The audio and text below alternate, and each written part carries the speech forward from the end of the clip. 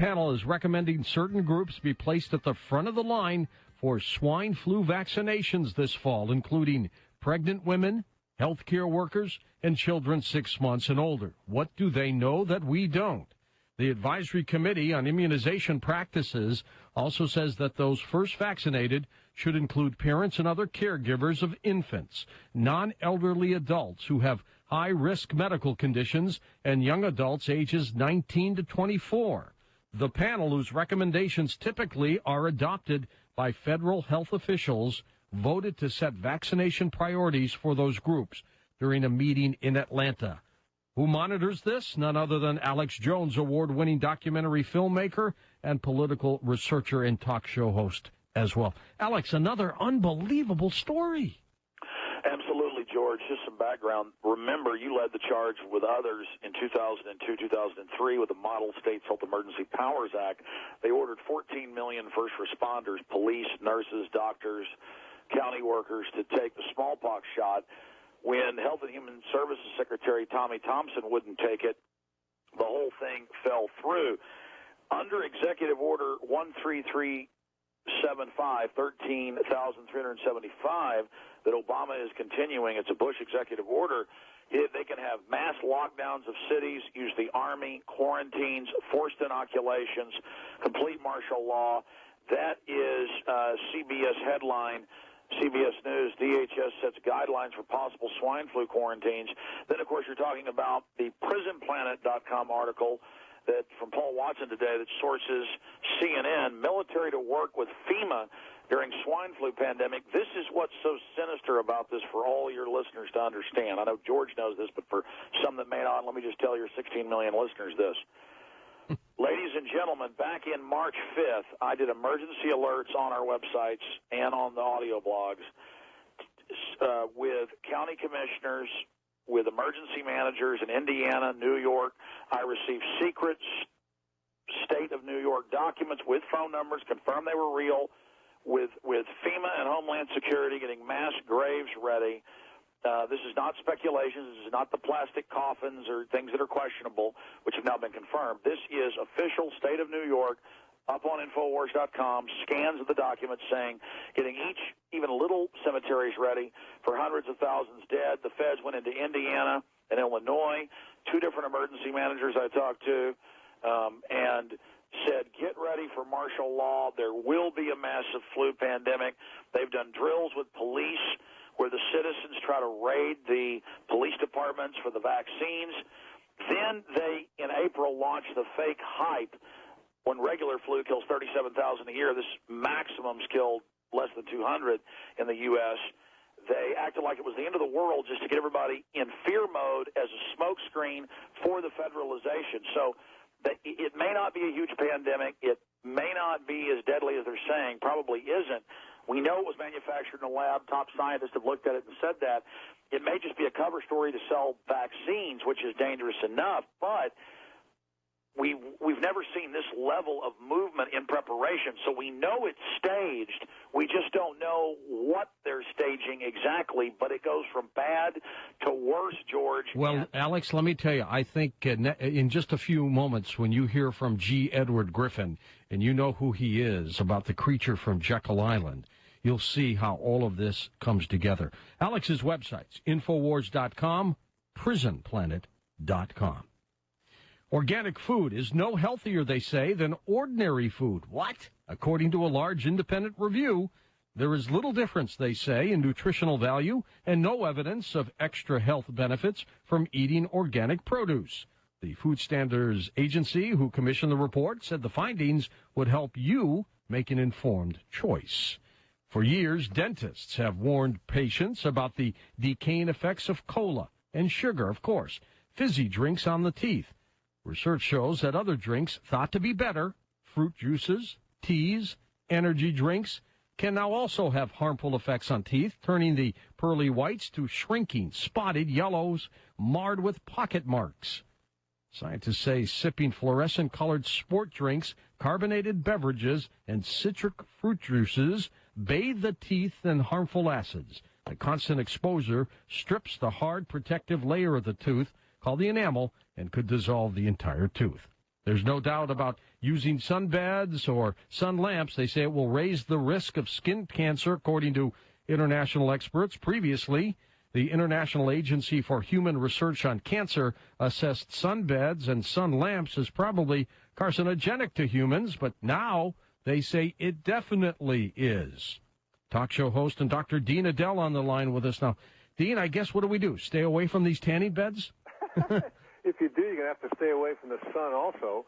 There was never anybody rational in this whole deal who thought that tanning beds were any safer than the sun. The sun does cause cancer, and it's it's a matter of excess. And putting it in the league with arsenic and tobacco and all that is a little bit of an overkill, as you can imagine. But something that's carcinogenic, potentially so, I guess, has to be put into the same grouping. People who do this excessively, they probably are increasing their risk of getting skin cancer. Most skin cancers won't kill you. There's one kind that could, malignant melanoma, and it does seem to be rising among young people who use these beds frequently. By the same token, if there were young people out there who were constantly out in the sun, the only thing that stops you from doing that, unless you live in Florida, Southern California, is the weather. And that would probably cause the same deal. And one of the researchers got cornered on this, and he says, come on, what's this all about? And what they're trying to do is simply remind people that there are risks. And yes, they may be overstating it, but the object is to remind people. And, from what I can tell, a lot of people don't go to sun. They do. Some people go to get a suntan. A lot of people go to socialize. People have various reasons. So, moderation in all things. And if not, then what the hell? You must be getting something out of it. It's benefits versus risk, isn't it? Dr. Dean Adele, he's got his own syndicated radio show all around the country. Thank you, Dean. And here's the bottom line. If you see some kind of strange skin growth, get it checked by a dermatologist. A common and safe blue food dye might provide the best treatment available so far for spinal cord injuries now, according to U.S. researchers.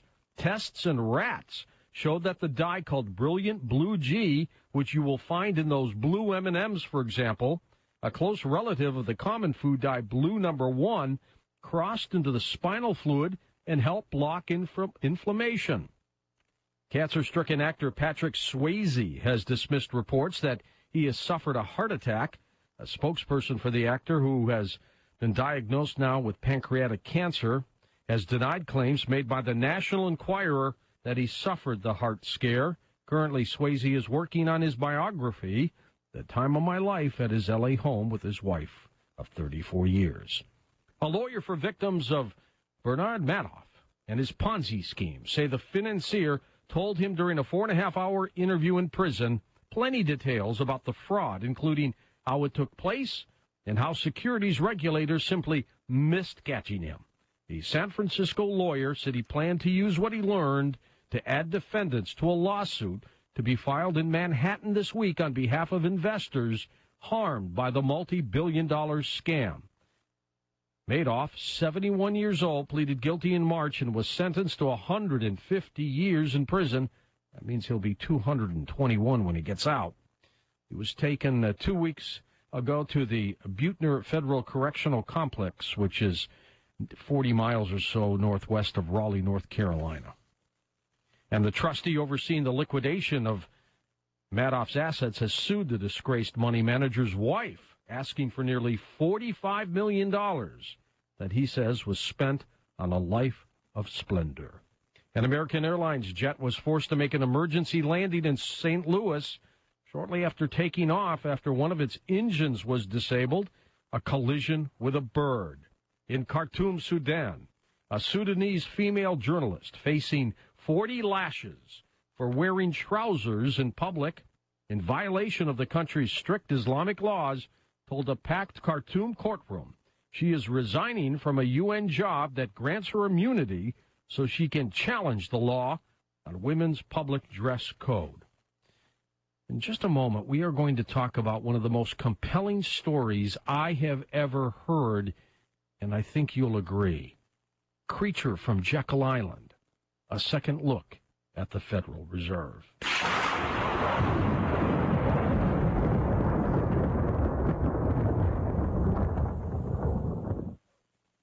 Thought about your liver lately? Well, how are you feeling? A little run down, sluggish? Could be those impurities in your system. It's time to focus on your liver. It's your body's main filter. Keep it clean from impurities in your diet and environment with Liverite Liverade. Liveride is the all-natural dietary supplement that aids and supports liver function. Take it daily for better energy, better quality of life. You'll find Liverite in the vitamin section of Walmart, CVS, Walgreens, Rite Aid, or go to liverite.com. Liverite, Liverade. If your elderly loved one needs a helping hand, call Senior Helpers. Senior Helpers is an affordable option that keeps your elderly loved ones living in their own homes. They keep their independence surrounded by everything they know and love. Senior Helpers caregivers make meals, clean house, drive to doctors and the pharmacy. They keep them active and keep them company. Senior Helpers. Trust us like family. Call Senior Helpers at 877-50-HELPERS. 877-50-HELPERS or visit seniorhelpers.com. This is Dr. Catherine Albrecht with great news for privacy lovers. The world's most private search engine, XQuick, just got even better with a brand new name, StartPage. Now you can get all the internet search engine privacy you've come to love from XQuick through a website that's easier to spell and easier to remember, StartPage.com.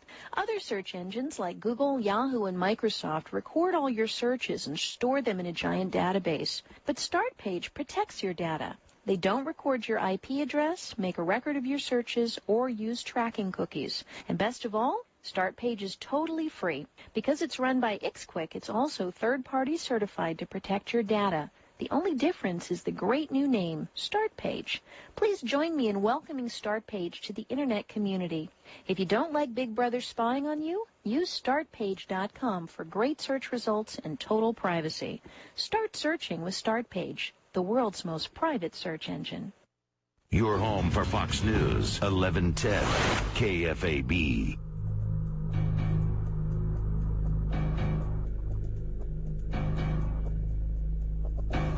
And welcome back to Coast. I'm George Noory. G. Edward Griffin, I'll call him Ed tonight, is a writer, documentary film producer with many successful titles to his credit. Edward is listed in Who's Who in America and is well known because of his talent for researching difficult topics and presenting them in very clear terms that all can understand. I've got to tell you, I've been reading his book, The Creature from Jekyll Island. It is fantastic. He has dealt with such diverse subjects as ancient Earth history, of course, the Federal Reserve System, terrorism, and the history of taxation as well. Here he is on Coast to Coast, full program tonight. Ed, how are you? I'm doing well, George. How are you doing? Good. You know, this is amazing because when you first wrote this book and published it in 1994, did you know what was going to happen? You must be a clairvoyant or something. Well, actually, I'm not a clairvoyant, but I do know the players. I know and understand the game, and so I knew where it was going. You don't have to be a rocket scientist. In fact, I don't know if you've gotten all the way to the end of the book, but the second to the last chapter is called A Pessimistic Scenario. And I wrote that, as you pointed out, in 1994, as kind of a whimsical look into the future to see what could happen if there were no substantial changes made. Well, lo and behold, everything I wrote about is actually unfolding right now, including some of the language that I put into the mouths of some of my fictional characters. So it's not that I'm clairvoyant. It's just that, as I said before, I understand the game. I know what the Federal Reserve System is, and I know that it's basically a fraud. And when you understand that, a fraud is a fraud, and you finally figure out how they play that fraud, and then you can figure out what's going to happen. And you're one of the few mainstream journalists, I say mainstream because you've done a lot of incredible things, that understands that this is a push for a one-world government. And there's a theory, which we'll get into tonight with you, Ed, about how they plan to do this, because they need to topple the United States. They need to break us down in order to get this plan working, don't they? Well, yes, they do. The United States has always been a serious obstacle to this new world order that they finally call it. If you're going to run the world and you want all of the nations to be nice little boys and girls and behave themselves and do what they're told, you better not have any of them that are too big and strong. And so the object is to get all of the big, powerful components of this global government reduced and into some kind of financial crisis or a social crisis. And this is a strategy they actually talked about almost 100 years ago. How to bring this about, how to cripple the United States, how to get the American people to go along with a lower standard of living. What kind of crises would have to be artificially developed, they pondered, in order to scare the American people into accepting these things. All of this was done in a very scholarly fashion way back at the turn of the last century. It made it sound that we all needed it, didn't it? Oh, they thought we did. They really have a mad on against what we call individualism. That was really what our nation was built upon in the beginning. These people are collectivists. That's the opposite of individualism. They wanted a collective system, all-powerful, a government at the top, small people at the bottom taking orders. They didn't want representative government of any meaningful nature. They wanted a rule by the elite, and it was all done, in their mind, for the benefit of the world. It was all done for the benefit of society. And so they said, somebody has to rule, might as well be us. Before you explain Jekyll Island and its context of this story tonight, this incredible story, let's go way back. Way back on this planet, Ed, those people who controlled by money, the money changers, the bankers of years gone back, they were the ones in power. It was the world of the haves and the have-nots. And this went all the way back to biblical times, didn't it? Well, yes, I think it's always been that way, even before biblical times. It's kind of the natural habitat in a primitive society that the very few, the powerful few, rule the many. And in the primitive societies, of course, it's done with the power of the club or the fist. The strong man rules the weak man. And then finally it evolves into a militaristic system so that those with the most soldiers, with the most rifles and the most bayonets and the most powerful weapons rule. But then about 100 years ago, this whole idea of democracy crept into the world vocabulary, and starting with about the time of the French Revolution and the writings of Karl Marx, and all of this ferment was going on in Europe about how wonderful a socialist system would be. All of a sudden, nations and people began to think that it was the best thing for them to participate in their own political destiny. And so this idea of the rule of the people became very popular. And from that point forward, the real smart elitists and rulers decided that, okay, well, let's let these people play their silly games. Let's let them think that they're selecting their leaders, and here's how we can fool them. And so with the starting of the Communist Manifesto all the way from that point forward, a lot of this literature that you can get into if you have this research bent deals with how can we convince the masses to be content with being ruled and let them think that they are really in charge when, in fact, they're not. So it's kind of a game. They need us content, don't they? Excuse me. Yes, they definitely need us content.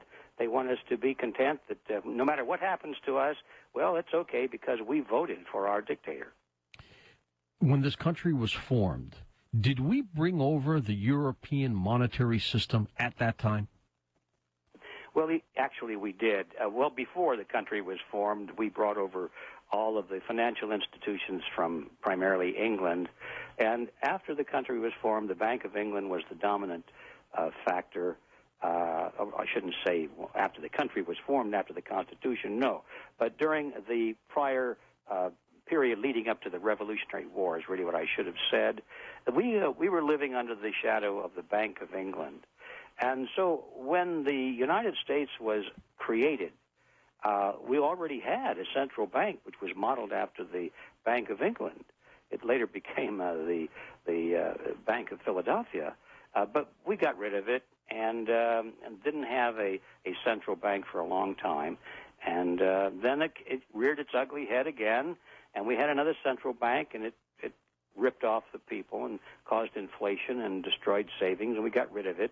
And it came back a third time, and we got rid of it again. Andrew Jackson fought against the Bank of the United States, it was called, for the same reasons, because it was destroying people's savings through inflation, got rid of it. Then in 1913, we got another version of it. This time they called it the Federal Reserve System, and we haven't gotten rid of it yet, but we need to. Who are the people I keep hearing about? The Rockefellers, of course, we heard about their oil when they were in this country, and they're still here, and the Rothschilds. Who are these people? Well, the ones that created the Federal Reserve System back in 1910 is when the serious plan started. The major banks of the United States were the dominant ones. We're talking about the J.P. Morgan Group and the Rockefeller Group primarily, but also well represented was Kuhn Loeb and Company, which was one of the larger financial international banks in Wall Street, and they represented the financial interests of the Rothschilds in Europe. And then the Warburgs also in Germany and the Netherlands were well represented through the personage of Paul Warburg, Max Warburg was his brother who ran the dynasty in Europe, but Paul Warburg was one of the founders of the Federal Reserve System. So at the very beginning, there was quite a strong international mix. Now, these people, are their offshoot family members still around, still in control? Well, that's a good question. I really can't answer that authoritatively. I don't know how much the control has remained in family hands or whether it has been corporatized or institutionalized. Mm-hmm. I really can't answer that. I think that as far as Europe is concerned, the Rothschilds still maintain a very strong control, although they go to great lengths, it seems to me, to make it appear that they don't. But we must remember that during the heyday of the rise of the Rothschild dynasty, that was one of the ways that they were successful is by working through front organizations. Absolutely. Nobody really even knew they existed or what they did. Stay with us. G. Edward Griffin, our guest. And tonight we talk about Creature from Jekyll Island.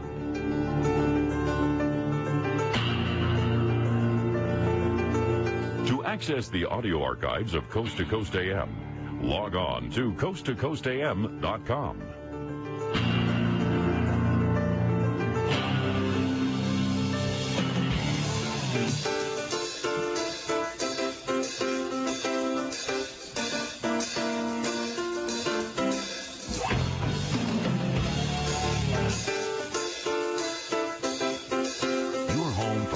News, 1110 KFAB.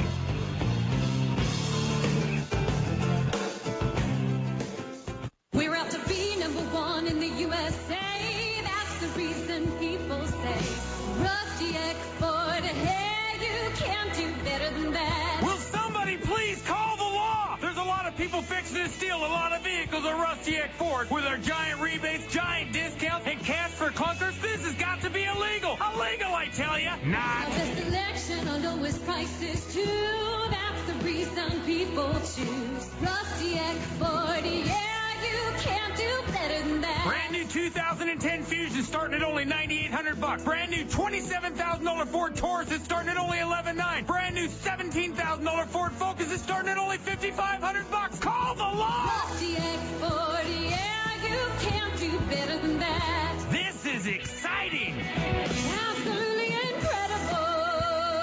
If you don't come see me today, I can't save you any money. Prices after all discounts, rebates, and government rebates must finance with FMCC on approval credit. As we speak, Washington is scheming 24/7 to hand us legislation which puts politicians in charge of your health care. Imagine being sick and dealing with a system that has all the efficiency of the post office and compassion of the IRS. Number 612. You deserve better than a federalized system of rationed care such as that in Canada or Britain. Contact your congressman now and tell them no. Out sale of all special edition bed sets. You can save up to $800 while the supplies last. Call 1-800-390-9100 to get more information, including a free DVD and brochure with complete details on models, sizes, and options. Call 1-800-390-9100 today. Plus, you'll receive a $50 thank you gift card with any purchase over $100. Restrictions apply. 1-800-390-9100. We don't get many second chances. This one could save your life. A TIA, or transient ischemic stroke, is a mini-stroke. Symptoms usually go away within 24 hours and you feel fine again. But if you don't get to a stroke center or hospital fast, you risk a full-fledged stroke that can change your life forever.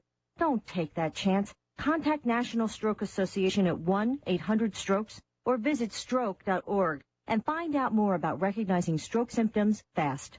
Do it now while there's still time.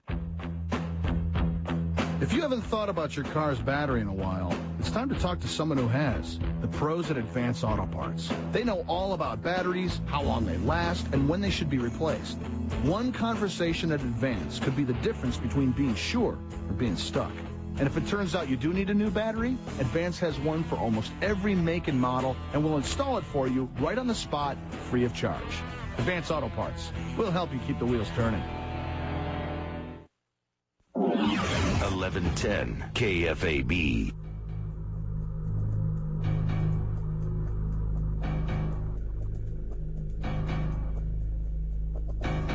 And welcome back to Coast. We're with Ed Griffin. Ed, Ron Paul was my guest last week for a few minutes as we talked about his measures to get some control of the Federal Reserve and audit. And he's a champion, and of course he loves your book, calling it a superb analysis. And he says, be prepared for one heck of a journey through time and mind, and he's right. I'm very grateful for Ron for giving me a good plug like that. But Ron is one of the very few politicians that you can depend that he's telling you the truth when he speaks. We hear about Warren Buffett and how rich he is, and Bill Gates and how rich he is. How come we never hear about the Rothschilds and how rich they are? Are they richer than these two guys? Well, I don't really know, but my guess would be that they're many times more wealthy than these people. And, in fact, that was our topic at the break, the fact that the Rothschilds really became very powerful internationally by staying in the shadows as much as possible. And they worked through front groups. J.P. Morgan in the United States, it turns out after many years we find out that Morgan was really more or less just a mouthpiece or a front office for the Rothschilds in England. And it's an amazing thing to discover that. But as you probably know, George, that one of the things the Rothschilds had to face a couple hundred years ago is that there was a lot of anti-Semitism in Europe, and a lot of companies just wouldn't do business with the Rothschilds. This was certainly true in the United States. And so the Rothschilds struck a deal with J.P. Morgan, who was thought to be quite anti-Semitic. But it turns out that Morgan and Rothschild were working very closely behind the scenes so that people who didn't want to deal with those Jewish bankers, the Rothschilds, they could go to those good anti-Semitic bankers, J.P. Morgan, and Morgan would pass the deal back to the Rothschilds, and they'd work it out together. Well, you know, you cannot really fault that kind of a strategy when you consider the era in which the strategy was developed. So the Rothschilds had a long history of being behind the scenes and not recognized as being the kingpins that they were. How did the Federal Reserve get formed? What happened? How did the scam begin? Well, that's quite an interesting story, and probably that's where we should begin for a lot of people that don't know it. The reason that I called my book The Creature from Jekyll Island, well, there are a couple of reasons. You know, as a writer, you've always got to come up with a tricky title for your book. Otherwise, people won't want to read it. And I had a lot of fun thinking that this book, because it sounded mysterious, you know, The Creature from the Black Lagoon. And for this show, Ed, it's perfect. Let me tell you.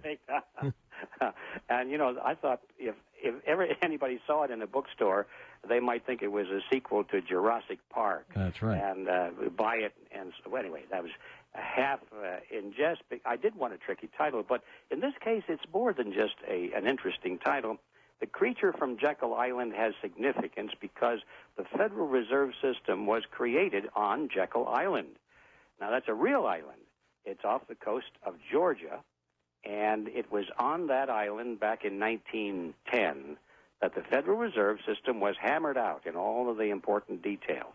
Well, that's interesting in itself, but we find out that the island was privately owned in those days by a small group of billionaires from New York. And we're talking about people like J.P. Morgan, William Rockefeller, and their business associates. They called it the Jekyll Island Club, and it was a resort and it's where the families of the super wealthy went to spend the cold winter months to get away from New York. And they have a beautiful clubhouse there, which is still standing if you want to go visit it. In fact, I was just there about 4 or 5 weeks ago for a seminar, and we actually had lunch in the very room where the Federal Reserve System was created. Jeez. Yeah. Well, the thing is that these men went to Jekyll Island to create the Federal Reserve System because they wanted to be away from the prying eyes of reporters and commentators and general observers. Which they would have gotten in D.C. Oh, they certainly would have got in D.C. or New York or any place. As a matter of fact, when I got into the research, I found out that there was a great deal of secrecy surrounding this meeting, and so much secrecy that, in my opinion, I doubt if there were many wars of history that were plotted under conditions of greater secrecy. For example, when the 7 men who we're talking about assembled, they were told to go, this was November of 1910, they were told to go to the New Jersey Railroad Station late at night, where they were to get on board the private railroad car of Senator Nelson Aldrich. And they were told to come to the station one at a time, not to be seen together, not to dine together, to avoid newspaper reporters at all costs and all that sort of thing. One of the men carried a shotgun with him in a big black case, so in case he had been asked where he was going, he was prepared to say that he was going on a duck hunting trip. Yeah. Well, that's particularly interesting later because we find out from his biographers and from his children who wrote about this in later years that this man didn't even own a gun. He borrowed that particular gun. He'd never fired one in his life, and it was just part of the general deception. Yeah. And when they got on board this private railroad car, they were then instructed to address each other using first names only, not to use their last names. And 2 of the men even abandoned their first names and used code names while speaking to each other in the privacy of a railroad car. And we find out later, because one of these men wrote about it in later years in the Saturday Evening Post, and he said the reason for that was they were concerned that the servants on board the train might find out who all of these people were. Of course, they knew who Senator Aldrich was because they worked for him. And they might have known the identity of one or possibly 2 of the others, but they didn't know all of them. And they were afraid that if the servants would talk, that these particular men, and tell their friends that these particular men had all gone and met together, that then, of course, the word would have been out and the purpose of the confab would have been subverted. So anyway, they got on board this private railroad car, and they traveled for 2 nights and a day, a 1,000-mile journey down to Brunswick, New Jersey, where they got off and then took a ferry boat across the inland straits to Jekyll Island, and then to this magnificent clubhouse.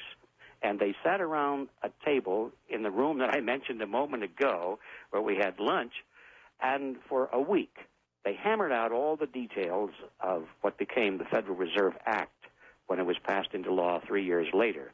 And I bet they had one heck of a time there for that week. I bet they drank a little good whiskey and smoked some cigars. And did other things, But they were there for business.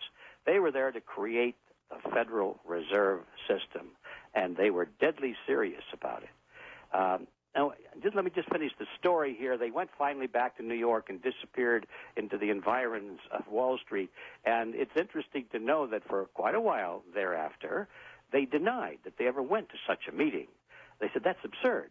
That's a conspiracy theory, although I don't think they used those words in those days. Yeah, but they we use them now. We use them now. But they kind of scoffed at anybody that thought that happened.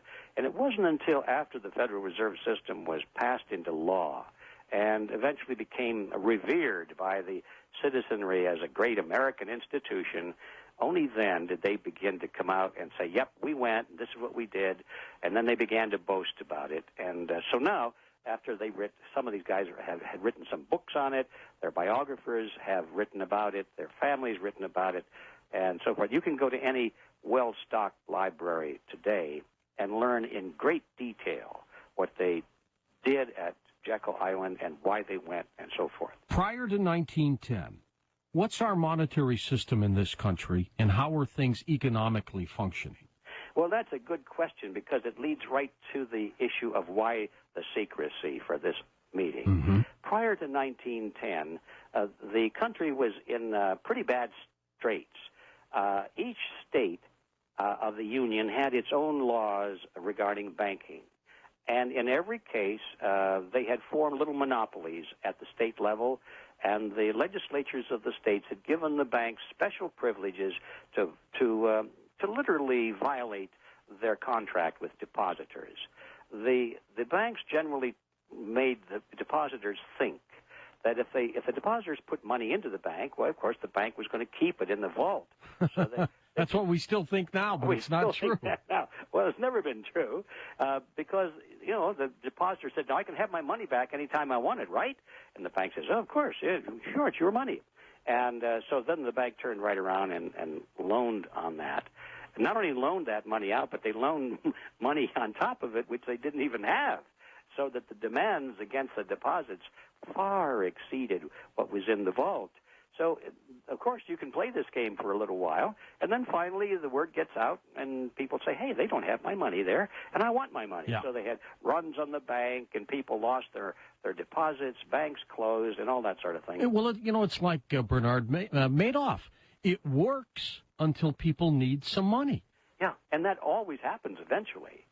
As long as the bubble is expanding, you can make it work. That's how Ponzi's work. Mm-hmm. But they cannot go on forever. That's right. So eventually the cat's out of the bag. And so this is the condition we had in the United States prior to 1913. And we're on the gold standard at the time, right? We're on the gold standard, although the banks violated the gold standard. And that's what I mentioned a moment ago. The states made it legal for them to violate. The states made it legal for the banks to create money. Even though we were on the gold standard, the banks were creating bank notes, putting it into the circulation that were not backed by gold at all. And the state government said, that's okay, you can do it because you're a bank, and that's how banks work. So anyway. And what did money look like at the time? Oh, well, there were a lot of different kinds of money in circulation at that time. Banks issued their own currency. And, of course, the Treasury issued its own currency, too. The Treasury was the issuer of the only real official United States money, and that was backed by gold or silver. Uh-huh. But it's important to note that when money is backed by gold or silver or anything of tangible value, obviously the quantity is limited. That's right, unless you can get more gold or silver. Yeah, that's a terribly annoying inconvenience if you're a banker. That's true. And it's even more annoying if you're a politician and you want this money. You want more. Golly, there's not enough of it to go around. So that's why politicians and bankers hate a currency that's backed by anything other than... They hate limitations. They hate limitations on it. So anyway, back to this trip to Jekyll Island, these banks were folding all over the place. People were losing their money in the banks, and there was a great hue and cry among the voters for banking reform. They wanted the government to step in and pass a law that was going to break the grip of the banks over the economy and force them to be good boys and girls and to honor their contracts and to quit cheating people. And stop going under. And so that was what people thought they were getting with the Federal Reserve Act, which is a bill to break the grip of the money trust. That's the actual phrase that was so common in those days. Well, obviously now we're looking at the people who drafted the Federal Reserve Act, and they were the money trust. These were the wealthiest people in the world and their institutions that they represented. The wealthiest people in the world. They were the money trust. And so it's obvious that if the voters knew that a bill to break the grip of the money trust was written by the money trust, well, it just wouldn't have gone over too well. It's like an attorney who works for a company, goes to the FDA, and ends up approving things for the company. Yeah, of course. It's the same old scam, actually, and it's been going on for... I even hate to think of how many years, but it certainly was started in full force with the Federal Reserve System. And how many people at the time, Ed, and how many people now always consider the Federal Reserve to be an integral, direct part of the United States government. Well, most people did then, and a lot now, and believe it or most not. people even now, yes. But, and the reality is when you look at these people and the firms they represented, prior to that time, they were competitors. You know, J.P. Morgan was fighting against the Rockefellers, and they were competing with the Rothschilds in Europe for domination of the world monetary markets. Blood all over the battlefield in London and Paris, New York. And here they are, all representing a conglomerate, coming to Jekyll Island and coming to an agreement where they're now all going to work together. Well, suddenly you realize what the Federal Reserve System is. These people created a cartel. Yes. They decided, let's quit competing with each other. We'll take the biggest players, us, and we'll form a cartel. We'll regulate the industry to our benefit. We'll keep the competition under control, and we'll convince the voters, the poor boobs, we'll convince them that this is a government agency, and it's all for their benefit.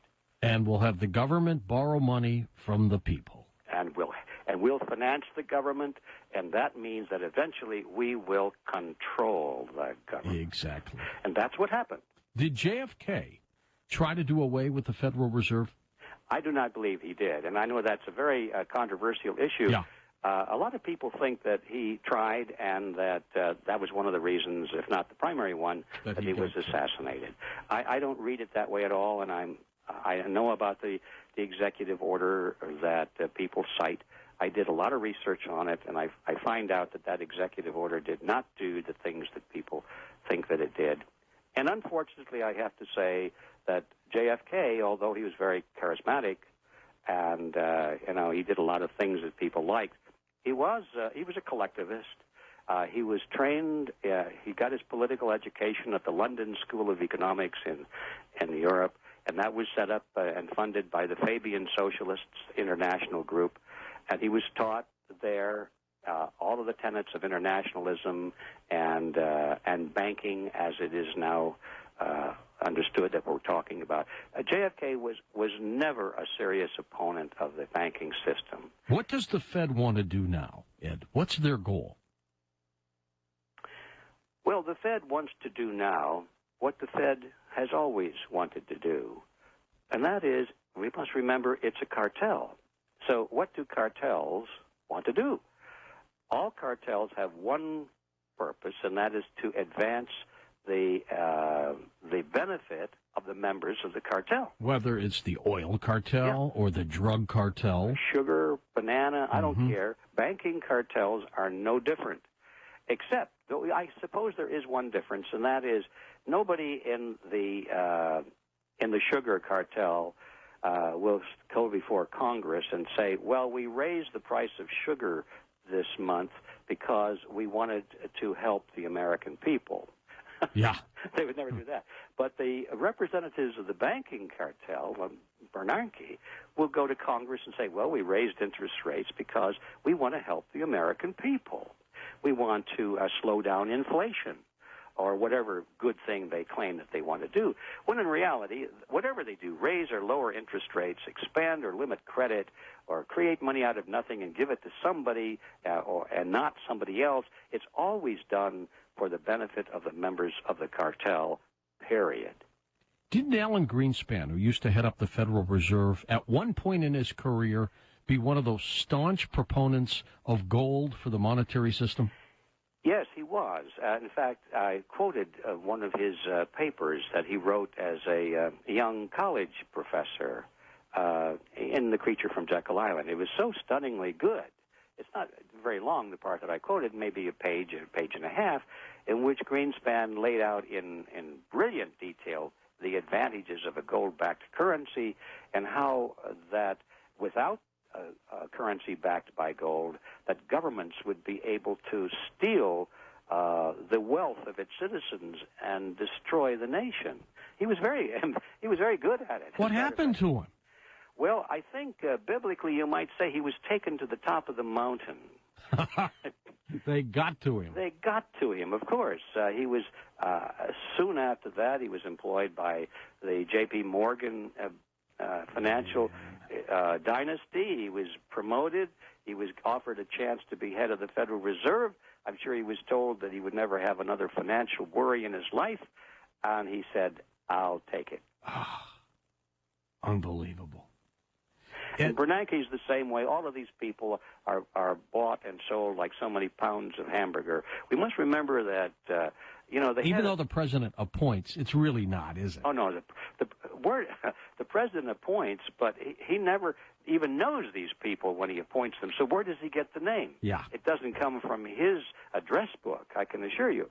It comes from those people that supply the funding to the campaigns, the people that have made the president. They're the ones who tell the president who to appoint. When we come back, tell us, Ed, next hour, who the cartel members are, some of their goals. We'll talk about this bank bailout program, how you create money as well. This is an incredible story, the creature from Jekyll Island. I'll be back in just a moment on Coast to Coast AM. Become a StreamLink member today. Now with 1 full year of audio archives. Go to coasttocoastam.com.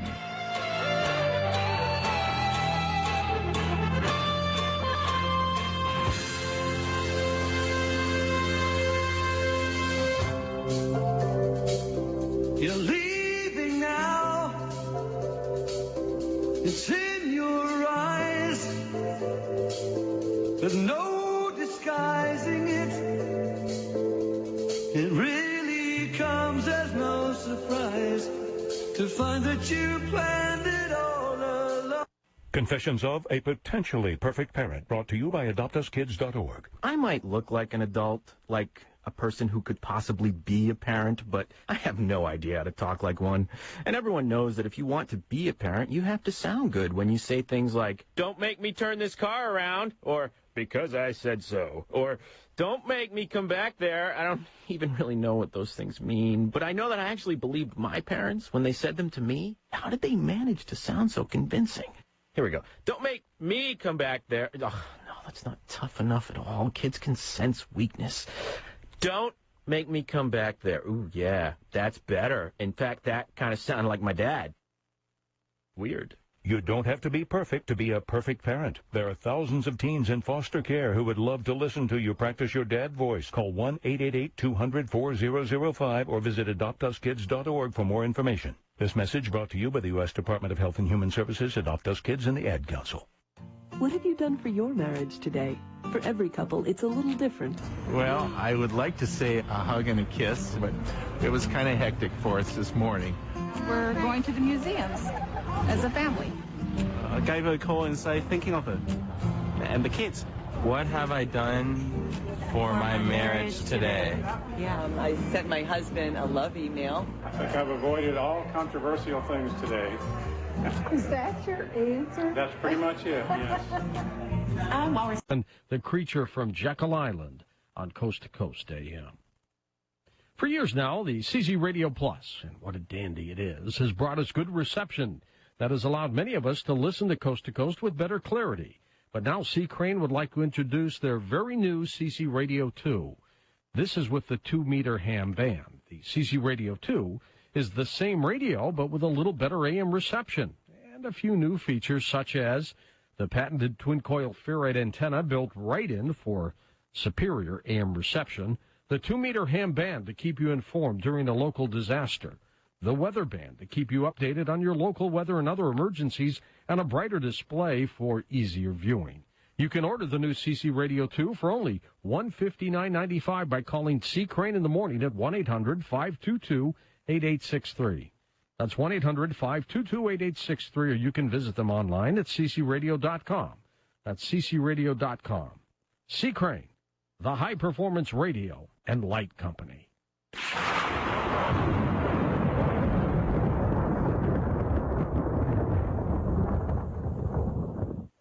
I'm sure you've heard about all the debt relief companies that are under investigation, and I'm sure it makes you leery about calling any of them, with good reason. Which is why I want to tell you about Credit Answers. We're certified debt specialists. We've lobbied for legislation to regulate the debt settlement industry. And frankly, it makes us mad that these companies have given our industry a black eye.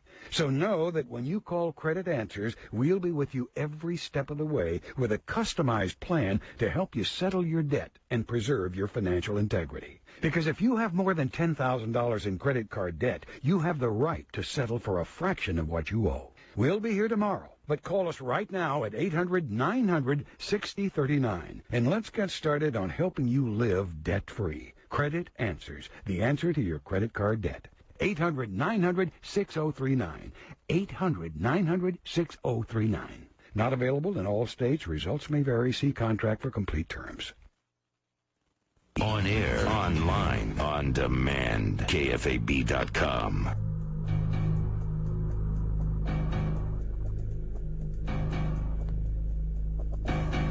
Ed, who are the members of the cartel? Are the bankers just from this country, or are they worldwide? That's a tough one to answer. The cartel, technically the Federal Reserve System cartel, is American. The owners of the Federal Reserve System, so-called owners, I'll come back to that, are the member banks in the United States.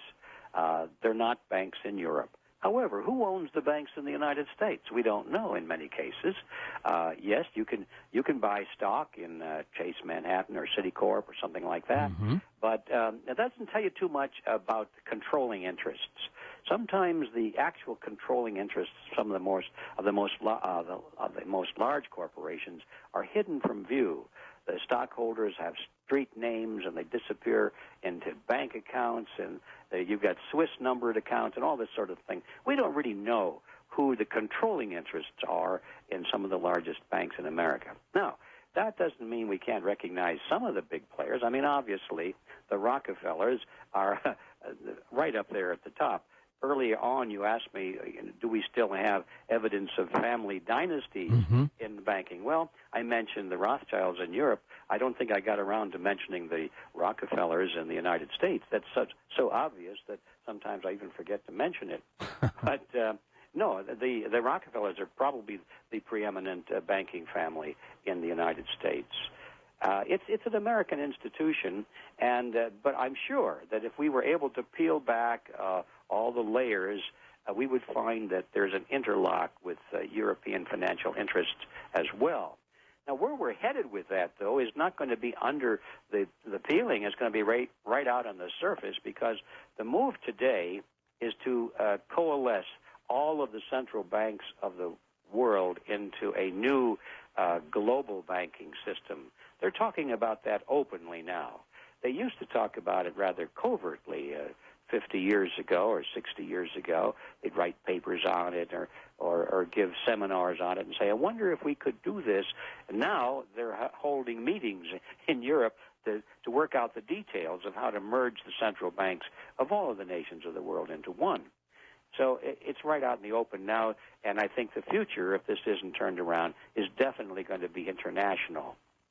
Okay, now with the Fed, how does it work? How does the money system work? Do they just print it up? What do they do? Okay, this is one of the great topics. A moment ago, we mentioned the fact that the Federal Reserve System is a cartel. But we must recognize that this cartel went into partnership with the federal government because they wanted to have their cartel agreement have the force and effect of law. See, one of the problems with cartels, and by the way, George, I'm going to get to the answer to your question, but I need this little platform. Okay, yeah, sure thing. That. Yeah. One of the problems with all cartels is how to keep the members of the cartel in line, how to make sure that they keep their agreement over a period of time. As you know, if there's an oil cartel, and let's say Mexico decides that they want to break the agreement, they've all agreed to fix the prices of oil, let's say, and Mexico says, no, I want to lower the price of oil. We got a lot of this stuff down here, and if we lower the price, we can get a bigger share of the market, and we'll make more money with a lower price. Well, the other members of the cartel really can't do much about that if Mexico wants to break its agreement. And you have the same thing with all cartels around the world. So how do you keep them in line? The answer is you go to the government involved, either a national government or an international one, and you get the government to take your cartel agreement and to pass it into law. Make the cartel agreement look like it's legislation, supposedly in the name of the people. Now every member of the cartel is bound by law to keep the agreement, and if they break the agreement, they go to prison. Mm-hmm. So this is why the cartel, called the Federal Reserve System, is in partnership with the federal government, is so that the cartel can have teeth. Now, it's not its teeth, it's the teeth of the government, but nevertheless, it has teeth, and it can force you and me and all the competitive banks to abide by the cartel agreement. So now, the reason for going into all of that is that we have the de facto situation here that the cartel is in partnership with the federal government. Well, whenever there's a partnership, there's usually an advantage to both partners, or they wouldn't have gone into partnership. So the question then is, what's the advantage to the government for being in this partnership? And then what's the advantage to the banks themselves, the cartel members? And the answer to both questions can be found in an understanding of how money is created. So now we finally get to the question, how does it work? Let's start with the government side, the political scientists. Okay. Congress needs money. Boy, does Congress need money. Always needs money. Always needs a lot of money. And the reason, of course, this is so academic, I mean, it's so obvious, it's not academic at all, but obviously the politicians get elected if they promise benefits. So politicians are always promising benefits which cost money, but they get unelected if they raise taxes. So the great dilemma for all politicians is how to spend money without increasing taxes. And the answer, of course, is to borrow it. So, that's no problem for the politicians. They'll just borrow the money, and so they'll issue a bond or a treasury certificate or note, depending on the maturity date, and they promise to pay it back in, let's say, a year or 5 years or whatever it is. So that way, politicians can spend more money than they take in taxes. The problem, of course, is that eventually the debt comes due, and the government has to pay back the loan plus interest. When that time comes, the politicians are still spending more money than they're taking in taxes, and so they don't have the money to pay back that loan, at least, and certainly not enough to pay back the loan plus the interest. Not to worry, we'll just borrow some more. This time they'll borrow more than the original amount in order to cover the loan and the interest, and business continues as usual. Well, eventually that round of debt comes due, and again, they still don't have enough money to pay for everything, so they borrow some more to cover that round of debt, and this goes on and on and on, and we have this phenomenon called the national debt, which is constantly rising. And it's constantly rising because the politicians will never have the backbone to tell the voters how much these benefits are really costing them. They'll never allow that to be passed to the voters in the form of taxes. And so they do it in the form of borrowing. Well, this can't go on, of course, forever. Eventually that bubble comes to an end, and we're seeing that process beginning to play out in the present time. But the politicians don't care. They never intend to pay back those loans. They figure it's a good ride. They'll have a good time and let the next generation worry about it. Yeah, so they don't really care. And the game is played very well, and the average voter doesn't get it, and he keeps voting for these people, and so forth. Now, that's just an introduction to the process. So let's imagine, though, that the government wants even more money than it can borrow, which is, in fact, the reality. In spite of the fact that there are plenty of people and institutions, banks, and other countries who are willing to lend money to the federal government of the United States in return for this promise to pay it back, which will never be done. And this money that they want to lend to us, Ed, is it backed by anything? Well, it was created by the Federal Reserve System in the same method I'm going to describe. But at least it's already there. It's already there. Yeah. It was created in the past, and so this money is loaned back to the federal government plus interest. But at that point, you see the money supply does not increase because it's already there. But there's never enough. The government can never borrow enough in that fashion. It's always a shortfall, and now there's a huge shortfall. And so this is where the Federal Reserve finally comes into play. So let's imagine that the Secretary of the Treasury goes to the Federal Reserve System, and he walks into the building, and he goes into the President's office, and he says, I'd like to borrow $1 billion today. We've tried to borrow this from people and from institutions and other governments, but there's not enough of it. We can't get enough. We need another $1 billion. And we need it. We need it.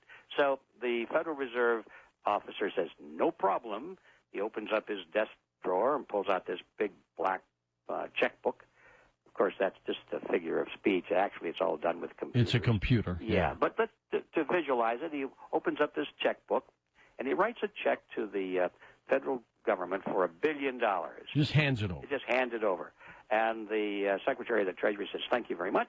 He takes it downstairs and deposits it into the checking account of the federal government, and now they have money, and they can start to write their own checks, and the process is underway. And, of course, the deposit was made in that same bank that gave him the money, right? Yeah, well, yes, or Sure. another bank. It really doesn't make any difference. They're all the same. It's all the same, yes. It's into the system. And now the question arises, where did the money come from? Where did the Federal Reserve System get that money? What account was it? And so forth. And the amazing answer is there is no money. It was never there. It was never there. It was created out of thin air at the point at which it was loaned to the Federal Had the Treasury Secretary said, not $1 billion, but I need $1 trillion. Same thing. They would have written the same thing. Exactly. And that is exactly where these trillions are coming from today that are being pumped into the economy. All right, now, this is something then Ed, I don't understand. When we talk about poor third world nations, okay, they're living in squalor. They're in huts. They're living in the desert. Why don't they, through their banking systems, simply do the same thing? Well, actually, they do. And you've seen pictures of some of these people from countries. They walk down the street with their arms loaded with billion-dollar notes to buy a loaf of bread. But it's not worth anything. It's not worth anything. Neither is ours. But the only thing is that we have a perception it is. We have a perception it is, and up until now, people have been willing to accept American dollars all over the world. That's going to change. That's going to change, yes. And it's going to change because people will finally, around the world, say, hey, we don't want this stuff anymore than we want the Zimbabwean note, you see. But anyway, so that's how the money comes into existence and is given to the federal government.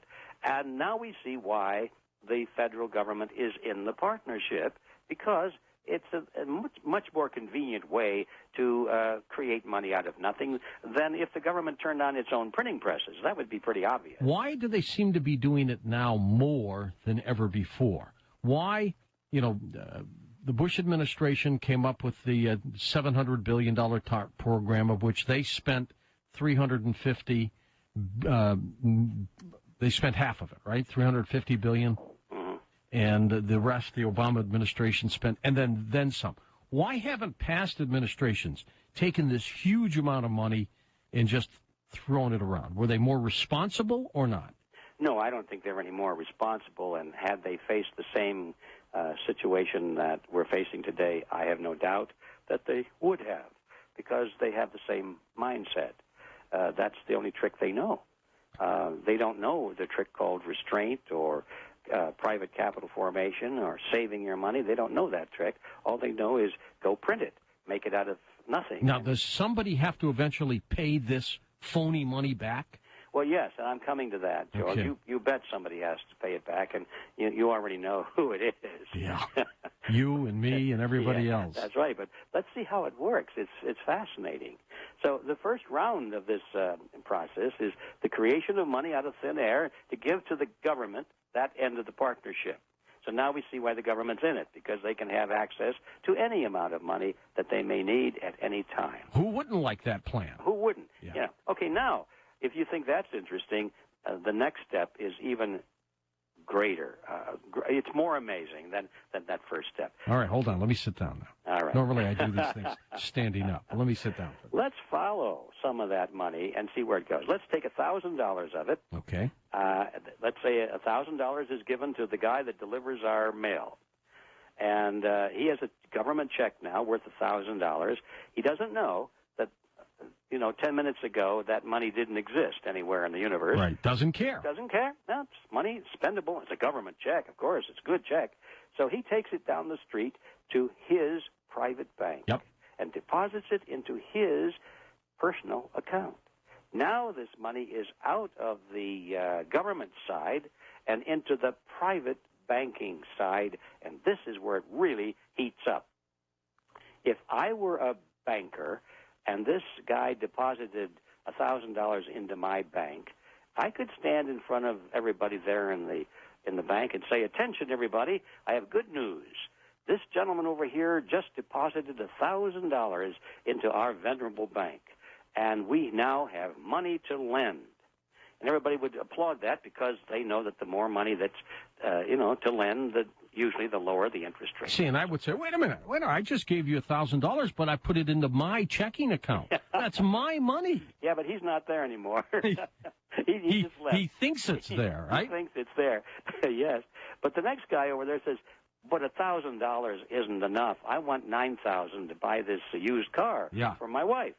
And I guess you just can't lend it to me because I need $9, you only got $1.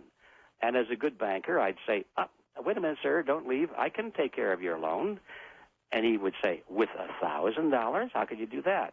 And I would have to say, don't worry about it. It's very complicated, and it's all well regulated. But we'll take care of it. We'll take care of it. Just sit down, sign the form, and so forth. And the truth of the matter is, I can lend him $9,000 based on that $1,000 deposit. How? Leverage?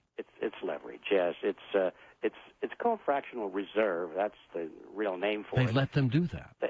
They demand that they do it. It's part of the scam, you see. Did they always do that? Always. From the very beginning of banking, it's been done that way, and nobody understands it except the professional bankers.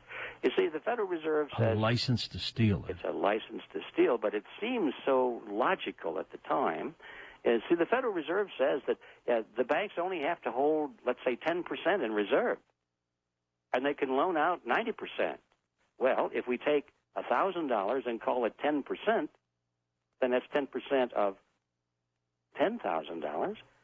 We'll hold $1,000 as reserve. That means we can lend $9,000. It doesn't make any difference if we don't have it. We'll create it. What happens if 500 people who put $1,000 in the bank that week all come to the bank and they say, hey, we want our $1,000 back? Well, then the whole thing goes belly up, of course. They give a bank run. And the banks always assume that will never happen, or it'll happen so rarely that when it does happen, they'll just go to the Fed and ask the Fed to create the money out of nothing. Again, and cover the deficit. And that's how they play the game. My God. Now, is there a domino effect here? At what point does all this collapse, Ed? Well, we don't really know at what point. It's just amazing to me that it has gone on so long. But in approaching an answer to that, I'd like to deal with the first question that we put aside, which was who pays for this? Mm-hmm. Now, we have the obvious situation here where for every $1 billion created out of nothing by the Federal Reserve and given to the government, that money now goes into the private banking system, and an additional $9 billion can be created out of another nothing. And what do we have here? A situation in which the banks now have loaned this money into existence, money that didn't exist. They've loaned it into existence, and now they're collecting interest on it, which means the banks are collecting interest on... Nothing. Nothing. What a deal. What a deal. How can we do this? Well, we can just open up a bank and become totally unethical and unscrupulous. We can. They're making money on nothing. On nothing, yes. And that's the way banking has been from the very beginning. Now, so who pays for all of this? With the expansion of the money supply in this fashion, you must remember that the money supply expands. It also contracts in the same way When those loans are paid back, that money goes out of existence. They don't like them paid back. Oh, no. They don't want them paid back. They want you to keep paying and extending and rolling over and all that sort of thing because they make money on the interest on nothing. If you pay it back, all they're left with is the nothing. So they want that interest. So the point, though, is that the way the system works is that the money supply must continually expand in order to create the appearance of prosperity. Ed, hold on for a second. We're going to take this quick break. We're going to come right back with you on Coast to Coast AM. Never miss a detail on a show or a guest. Get the new Coast Zone newsletter, available for free at coasttocoastam.com.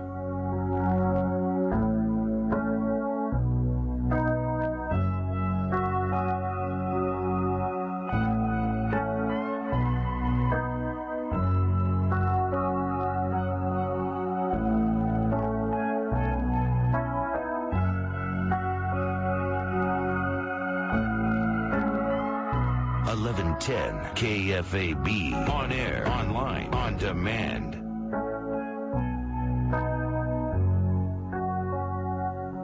We're out to be number one in the USA. That's the reason people say, Rusty Export, hey, you can't do better than that. The Cash for Conquer program will end very quickly. There's only a limited amount of funds available. Your Rusty X Ford team is on top of this 100% to ensure that if you act fast, you'll get everything you're entitled to, and that means the best buy of your life. Our best selection, our lowest prices too. That's the reason people choose Rusty X Ford, yeah. You can't do better than that. Over 20 models available. One of the world's largest selections. Plus, we're giving you the rebates and the giant Rusty X Ford discounts. Imagine getting a brand new $22,000 Ford Escape for only $10,400. This is a once-in-a-lifetime opportunity. Rusty X Ford, yeah, you can't do better than that. On your mark, get set, go! Absolutely incredible. If you don't come see me today, I can't save you any money. Prices after all discounts, rebates, and government rebates must finish with FMCC on approval credit. Improve your home's water quality with a Morton water softener from Menards. It removes hard water sediments to provide soft water that gives you cleaner clothes and softer skin, saves money on soaps, and reduces energy used to heat your water. A 34,000 grain Morton water softener is $399. A 40-pound bag of Morton rust remover pellets is just $548. Plus, Menards offers free water hardness test. Coast to Coast AM.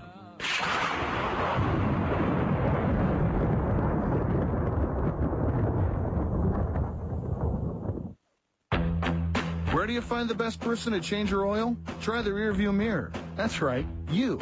And the pros at Advanced Auto Parts can show you how easy it is and help you save money with offers like 5 quarts of Valvoline conventional motor oil and a Fram Extra Guard oil filter for only $14.99. See store for details. One oil change is all it takes to discover nobody is more qualified to get the job done right than you. Then do what's right for the environment and bring back your old oil. They'll recycle it. Advanced Auto Parts will help you keep the wheels turning.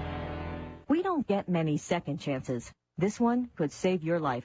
A TIA or transient ischemic stroke is a mini stroke. Symptoms usually go away within 24 hours and you feel fine again. But if you don't get to a stroke center or hospital fast, you risk a full-fledged stroke that can change your life forever. Don't take that chance. Contact National Stroke Association at 1-800-STROKES or visit stroke.org and find out more about recognizing stroke symptoms fast. Do it now while there's still time. When you're protected by Identity Guard, you will experience an unimpeded life.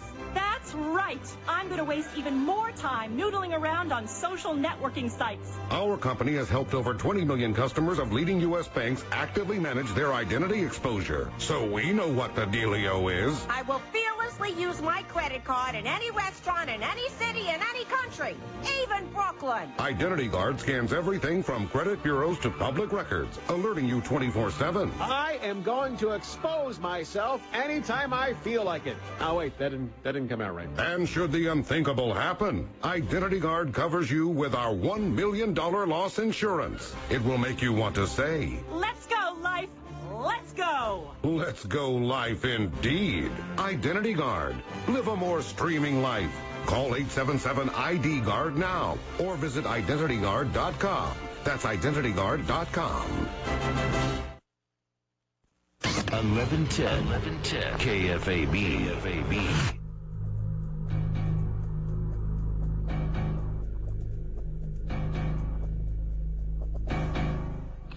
And all this money that we've come up with for these bailouts, they're not going to work, are they? No, of course not. You know, I think the analogy, George, is that we've got a very sick guy here. He's sick of alcohol poisoning, and the sicker he gets, the more he drinks, and so now he's passed out. And somebody says, "I know what we should do to fix him up. Let's pour a quart of whiskey down his gullet." That may make him feel good for a few minutes before he dies, but yeah, we're just doing more of the same. This expansion of the money supply, this creation of national debt, the creation of money out of nothing and passing it to the political cronies, the politically favored class, and taking it away from the middle class. It's been going on now for decades, and that's what's destroying the country. And now the solution is more of the same. Not more of the same, but lots more of the same.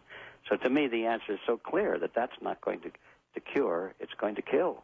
This is a sinister plan to kill. I believe it is, yes.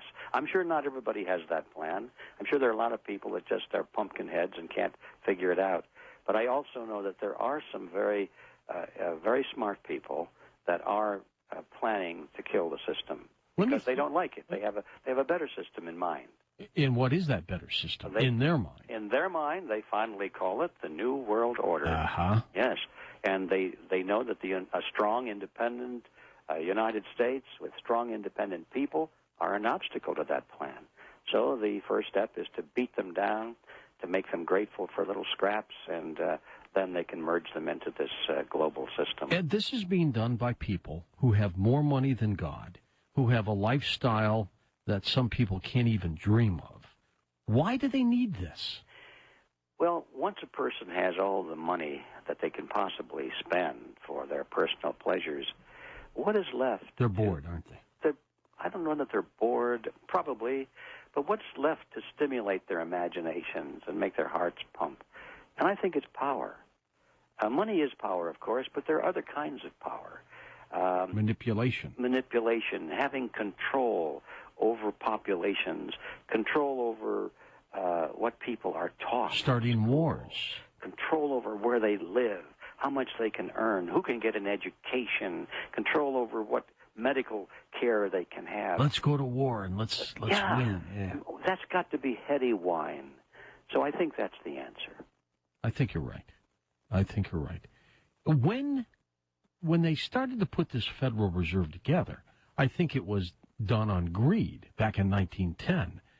But do you think at that point, 80, 90 years ago, they were thinking about, 100 years ago, they were thinking about one world order, that kind of control? Do you think they even thought about that then? Yes, I know that they thought about it, but I agree with you that in those days the dominant motivation was financial power and financial control. But they got that. Already they were looking ahead to a global system and more than just monetary control. But with the passage of years, I think the dominant theme has moved away from money and has become political and social. And tie this in. False pandemics, setting up military to control, concentration camps, all these things just seem to strike me that they're all coming at the same time. Yes, they are. And we have to realize that these things aren't just happening. Everything you've mentioned requires a great deal of planning and a great deal of organization, a great deal of funding and communications and strategizing. And this has been going on now for decades. And so the scene that we're seeing is merely a flash of excuses, panics, scares, terrible, terrible crises that are being used as excuses to implement the plans that have been underway for many decades. And it's going to work, isn't it? Can we stop it? Really stop it? I'm thinking about the answer to that. This is perhaps one of the most important questions to answer. I do not think we can stop it quickly. I don't think we're going to stop it in the next 2 years. I don't think we're going to stop it by the next election. I don't think we're going to stop it by voting Republican or voting Democrat and that sort of thing, or just getting a new face in the White House. But I think we can stop it if we have the long view of history, and if we realize that in order to turn the system around, we're going to have to re-educate our fellow Americans about some very fundamental principles about money and banking and the principles of freedom. And we're also going to have to replace the nameplates on those doors in Washington, all of these elected representatives who have sold their souls out for this new world order. That has to change. And none of those things can happen quickly. But I do believe they can happen.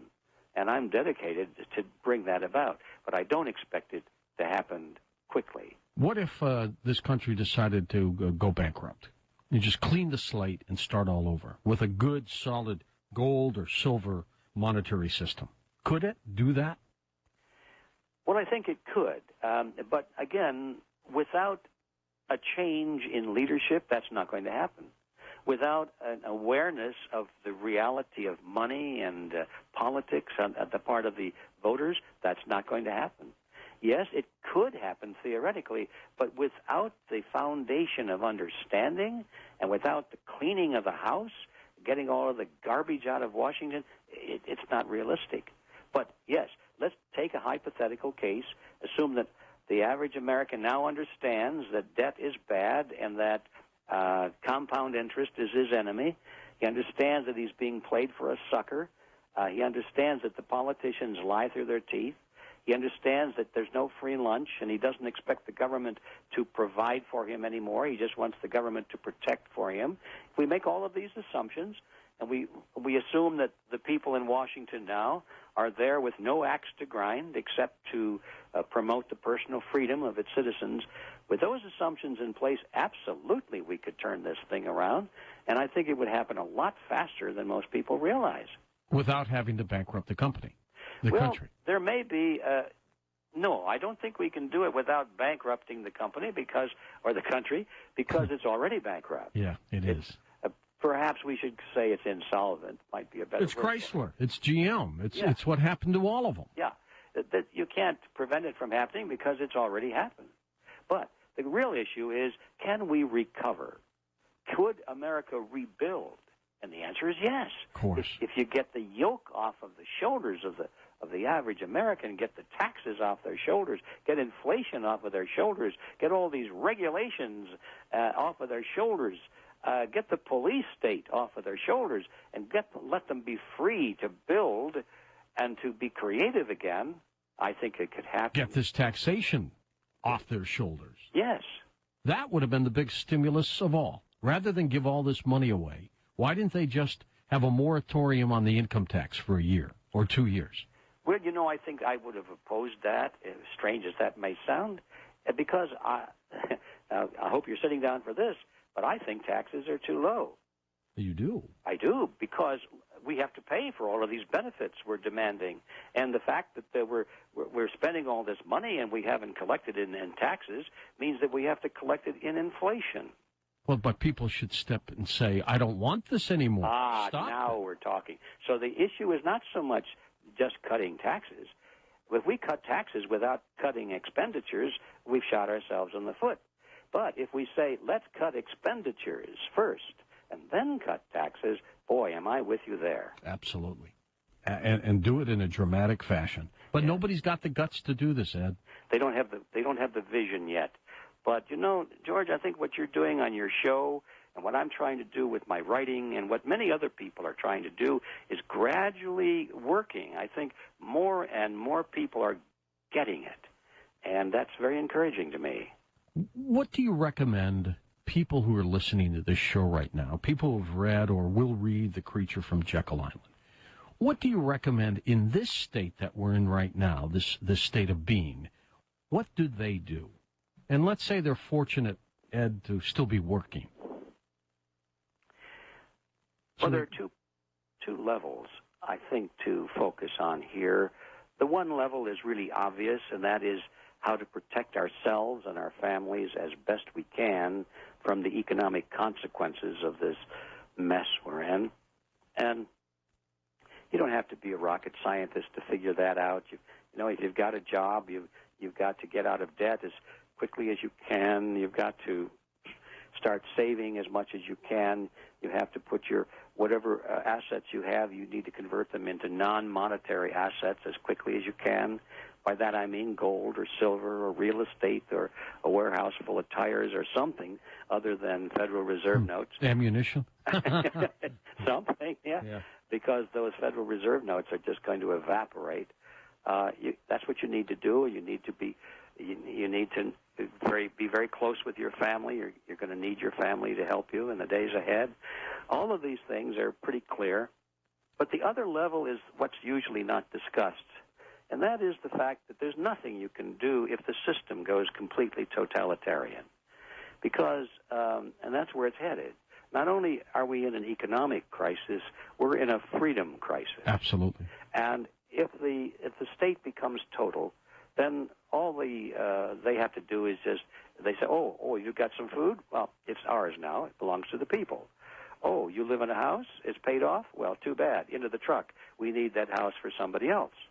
Oh, you've got some gold? Oh, it's ours now. You can't have that gold. Is this all conceivable? Oh, it's absolutely conceivable. It's happened in many other countries, and we're following in exactly the same footsteps.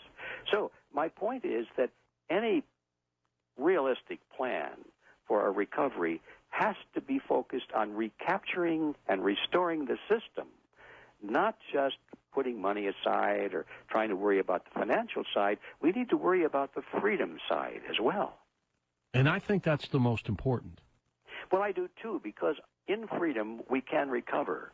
No matter how bad things are, we can always dig out and start over again. Absolutely. If we're free to do so. But if we're in concentration camps, then how can you recover? That's it. You're a slave. And I think where we're headed, I'm afraid, is a kind of a return to feudalism. Do you know 10, 20 years ago, for you to talk this way and for me to talk this way, people would think we were nuts? Well, yes, and I suppose there are still those who do. But it's changing. It's changing, yes. And I'm almost sorry to see it changing because I know that means things are getting so worse that even the skeptics can see it. But anyway, you're quite right. 10, 20 years ago, I was viewed rather askance by a lot of people, and I was talking this way. Can we have enough gold and silver to back up what we have right now? I bet we can't. The issue of how much gold or silver does it take to back up a currency is an interesting question because it belies an assumption that there is a proper amount. There is no proper amount. Any amount will do. The value of gold or silver behind a monetary system is the fact of its scarcity. And the more scarce it is, the better it is, the better it serves. Now, of course, you can get to a point where such a small amount of gold would be so valuable. But even in today's world, that would work, too, because we now have the ability to digitize everything. Yeah. And so it might not have worked 50 years ago, but even that would work today. But the amazing thing is that if you really study the numbers, there is a tremendous amount of gold and silver out there. Not only that's already been mined and sitting around in places, but there's a tremendous amount still in the ground. And when the free market is allowed to operate, and the price of gold or silver is allowed to float to its level that's determined by supply and demand, the price will go up. That will stimulate people to go into the mines, open up some of these old mines, and begin to pull it out of the ground again. Mm-hmm. And the quantity will go up, and the price will go back down again, and it will become stabilized. That's one of the things about a monetary system that's backed by gold or silver, is that it automatically adjusts the supply to meet the demand.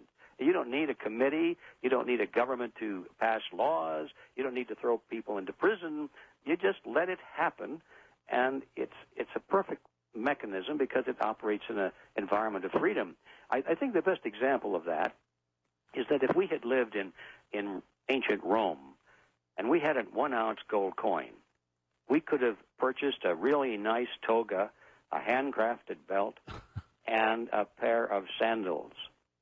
Today, thousands of years later, if we have a 1-ounce gold coin and we convert it into Federal Reserve notes and quickly take it to the clothing store before it loses its value, we can buy a nice suit, a handcrafted belt, and a pair of shoes. And maybe a top hat. And maybe a top hat, yeah. But the point is that the real purchasing power of 1 ounce of gold has not changed in thousands of years. And we didn't need a committee. We didn't need a Federal Reserve note. We needed no government agency to pass a law to make that happen. It just happens because of the forces of supply and demand. So when somebody says, is there enough gold out there? Yes, there is. And it just determines, the amount of gold will determine the price. It's not the other way around. Do you remember the James Bond movie, Goldfinger? Yes. They tried to break into Fort Knox. Do we still have our gold there? My opinion is that we do not. And I only go on the basis of the fact that they won't let anybody in to see it. If it was there, I see no reason why they wouldn't allow a tour. Yeah, where is it? And what did they do with it? What did they do with it? They're not saying. They spent it. They gave it to somebody. They probably shipped it overseas to foreign governments. It's gone, isn't it? It's gone, in my opinion. I think you're right. There's nothing anymore. No. If they had gold there, they'd be pulling it out. You know, they stopped making the gold coins recently because they ran out of gold. Yeah, they picked up again, but you're right. Yeah. You're right. And they won't continue long because No. they just don't. They have to go out and buy it. They don't have a stock house. You give away a free weekly report. You call it the Unfiltered News. How do you get it? Oh, well, thanks for asking that. Yes, I spend a lot of my life on that. Unfiltered News is available free on the Internet, and all you have to do is, well, the easiest way is go to the Google and just type in Unfiltered News, and you'll get to it. But go to our website. Our commercial website is Reality Zone, and on the main page, you'll see a little icon of a guy reading a newspaper. It says Unfiltered News, and if you click on that, you'll see a page where it describes what it is and a place to sign up. And I appreciate your mentioning that, because that little website of ours, or our newsletter, is amazing. It's all over the world now, and we had a little technical problem a week ago where it didn't get out right away, and my email box was flooded with people complaining, what happened to your newsletter? I got letters from all over the world. I love it. I love it. Oh, you're going to get slammed tonight. We have a very computer-savvy listenership, and they will go to your website and crush it for a couple hours. Oh, well, that would be wonderful. Wouldn't that be nice? Yeah, well, it's realityzone.com, easy to find. That's the commercial site. Now, our organization site, George, I don't know if you're aware of this, but we have a group that's international. And a cartel? No, it's a voluntary association, and we have no desire or ability to use coercion against anybody, and it's called Freedom Force International. And if anybody wants to really make a difference in the world, that's where they want to come and spend some time reading our materials. It's freedomforceinternational.org. And we're going to take phone calls next hour with you. It'll be our last hour with you. You ready for some of those? You bet. And, I also want to thank you, not only for the interview tonight, but for the work you did behind the book, The Creature from Jekyll Island. It is very comprehensive. It taught me things I didn't know about the Federal Reserve and the structure. And let me tell you, you know my favorite picture is in this book? No, what is that? The one of John D. Rockefeller, the old John D., with his cane, giving that little kid a dime. Yes, isn't that, you can look at that for an hour. I wonder what that dime would be worth today. What do you think? Well, let's see, a silver dime today? Back around 1910-ish or so? What would that be? Well, let's see. It's 1/10 of an ounce of silver. Now, if it's today's dime with no silver in it, it's not worth very much. But 1/10 of an ounce of silver would be worth about $2 or something like that. The kid would have been rich. He would have been rich. We'll be back with phone calls next on Coast to Coast AM. never miss an episode again. Sign up today for Streamlink. Now with 1 full year of audio archives. Go to coasttocoastam.com. Mom, Dad, maybe you're right. Maybe you don't need to talk to me about sex. Maybe you do control what I'm exposed to. Maybe I'm really not ready to hear about sex. But maybe not. Maybe I hear about sex every day. On TV, in movies and songs and magazines. On the internet, from my friends. Maybe while you're not talking to me about sex, there are thousands of other people who are. And none of them are telling me to wait. So maybe you're right. Maybe you are in control. Maybe you don't need to talk to me about sex. But just in case you're not right, maybe you should. Talk to me. Tell me to wait to have sex. Because even if you can't control what I see and hear, you can influence how I behave. If you need help starting the conversation, visit forparents.gov. Brought to you by the U.S. Department of Health and Human Services and this station. The Bob Carey Pedestrian Bridge is a grand achievement, an example of people coming together and creating something special. The soaring design joins our communities, linking together over 100 miles of hike-bike trails in Nebraska and Iowa, where you can marvel at the beauty all around. This 1,000-foot-long icon spans the Missouri River, one of America's greatest rivers. Water is one of our greatest and most overlooked natural resources. Water sustains us all. Our lakes, rivers, and streams are wonderful places. To talk with George Noory, call the wildcard line at area code 818-501-4109. The first-time caller line is area code 818-501-4721. To talk to George toll-free from east of the Rockies, call 1-800-825-5033. West of the Rockies, toll-free at 1-800-618-8255. International callers may reach George Noory by calling your in-country Sprint access number, pressing option 5, and dialing toll-free 800-893-0903. From the City of Angels, this is Coast to Coast AM with George Noory. Okay, this hour we're going to take your phone calls now with G. Edward Griffin, author of The Creature from Jekyll Island.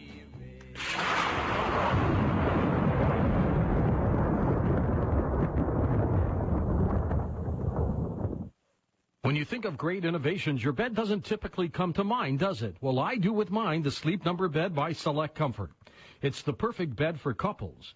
Each of you will have your own sleep number. It's like having 2 beds in one. A great bed is also great value, with queen mattresses starting at just $6.99. It's the only bed clinically proven to relieve back pain and improve sleep quality. In fact, research shows that 77% of participants reported increased energy. For a limited time, Select Comfort is featuring the last chance closeout sale of all special edition bed sets.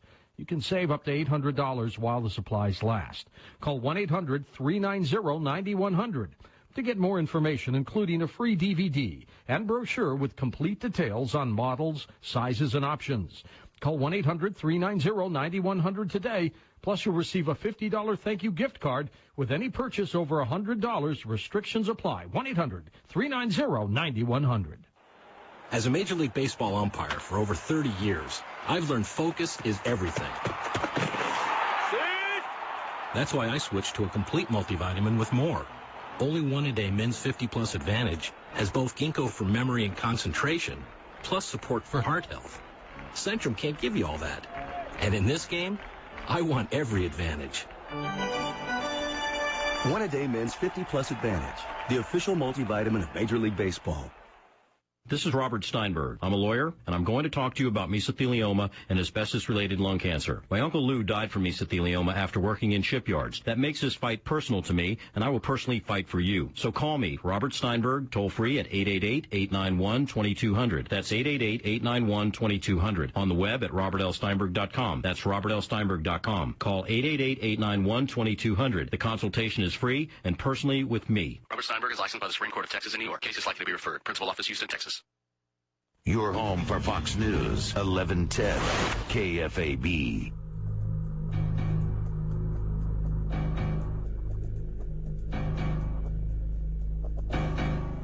A nation that resorts to the use of fiat money, that's paper money, without precious metal backing, has doomed itself to economic hardship and political disunity. That's what we have right now, Ed. Well, it certainly is, and this is an immutable law that comes from history. There have been many nations that have done exactly that, and none of them survived. They all went down in economic flames. And I don't know why people think that the United States somehow has a get-out-of-jail-free card, that we're exempt from these laws of history. But I guess it's because we don't know history. This history that you're talking about is not taught in schools, and people just don't know about it. So they think that what's happening today is the first time it's ever happened. So that's part of our problem. The subtitle of your book is A Second Look at the Federal Reserve. What was the first look? Well, actually, the first look is that people think it's a wonderful thing. The first look is that it appears to be a government agency. The first look is that it's run by gentlemen of culture and restraint and education and character, and that they're working to defend the best interests of the American people. That's the first look. The second look reveals something entirely different. Actually, I kind of borrowed that theme. My very first book, George, was called The Fearful Master, a second look at the United Nations. And that was published way back in 1974. And it was pretty much based on the same assumption that the first look was very favorable, but really it turns out to be a myth. Very good. Let's go to some calls. You ready? Go to West Hills, California. Andy, first-time caller. Go ahead, Andy. Yes, I'm a member of a couple of groups that are active in the movement to abolish the Fed, and I have a couple of suggestions for your listeners to how to make it happen. Number one is to believe that it can happen, and there's good reason for that. The couple bills in Congress, H.R. 1207 has currently 279 co-sponsors, and S604 has 20 co-sponsors currently. Second, join endthefed.us and campaignforliberty.com. Third, show up at our next rally. We've already had 2 of them in front of every Federal Reserve Bank in the United States. How many people total? In the entire United States, I don't know precisely, but there was a couple hundred at the L.A. branch, and we've had 2 of them so far. Of course, none of them covered by the media. Number 4, distribute 100 more flyers. Flyers could be got at libertyway.net/issues. There's a great trifold pamphlet on that that you can give to people who don't know the story. Why do you want to do away with the Fed, Andy? Do you share Edward's views? Of course. Yeah, I'm actually an economics major myself, and so I was fooled for many, many years myself. Go ahead. Do you have a question for him while you're here? Well, I've got one more thing, a couple more items. Actually, I just want to see if he agrees with a couple more suggestions. One is to meet with the House rep and your senator to co-sponsor the bills to audit and abolish the Fed. And if the representatives refuse to create a group to remove them from office next election. What do you think of that, Ed? Well, that's certainly the right thing to do. Yes, I guess the short answer is yes. I would like to make a brief comment on the bill to audit the Fed versus the bill to abolish the Fed. Ron Paul wants to audit. Yes, and I think under the circumstances that's a correct move. It's creating awareness on the part of the average person that they wouldn't have had otherwise. I think it's a step in the right direction, but I want to hasten the debate to the end of the line, which says we don't need to audit the Fed, we need to abolish the Fed. That's my position, and because everything the Fed is doing is right out in the open. We know it's a scam. We know it's immoral. We know it's creating money out of nothing. We don't need to audit any of that to figure it out. It's something, it's a blight upon our system and it ought to be removed. What's the salary and who pays the head of the Federal Reserve? Who pays Bernanke right now? Do you know? I don't. I can answer the second one. I don't know how much Bernanke makes in the form of a paycheck. He probably makes a lot more in other ways than through a paycheck. You know, if you're sitting at the control tower where you've got your hand on the levers, the money levers, and you know how much money is going to be pumped into the economy and who's going to get it and so forth. It's not hard to figure out where to make smart investments. And also, there are a lot of people that are trying to buy your friendship, and you get a lot of presents and a lot of tips and a lot of at least an opportunity for under the table payments. Yeah. I don't think the paycheck is the main thing. No, his base is $191,300. $191,300. Okay. Set by the Board of Governors of the Fed. This is not where I don't think where the issue really is, but I do know who pays that. And that's the American taxpayer. We do, yeah. Yeah, we do. Because the Federal Reserve System collects interest on this money it creates out of nothing from the federal government. And that money is used to pay for the Fed expenses, including Bernanke's salary. Any amount left over, by the way, is returned to the Treasury in a big gesture of kindness and love. And generosity, yeah. But in other words, the taxpayer pays all of the expenses of the Fed. And so literally this means that we are paying the expenses of a cartel. It'd be like we paid the expenses of the oil cartel, and then they return some of the money back to us. So we pay that. Let's go to Los Angeles. Tim on the wild card line. Hi, Tim. Go ahead. Hey, Mr. President. How you doing? Thanks Fine, for Tim. having me on. They call me Mr. President, Edward, every once in a while. I like that. I have not announced you. Go ahead, Tim.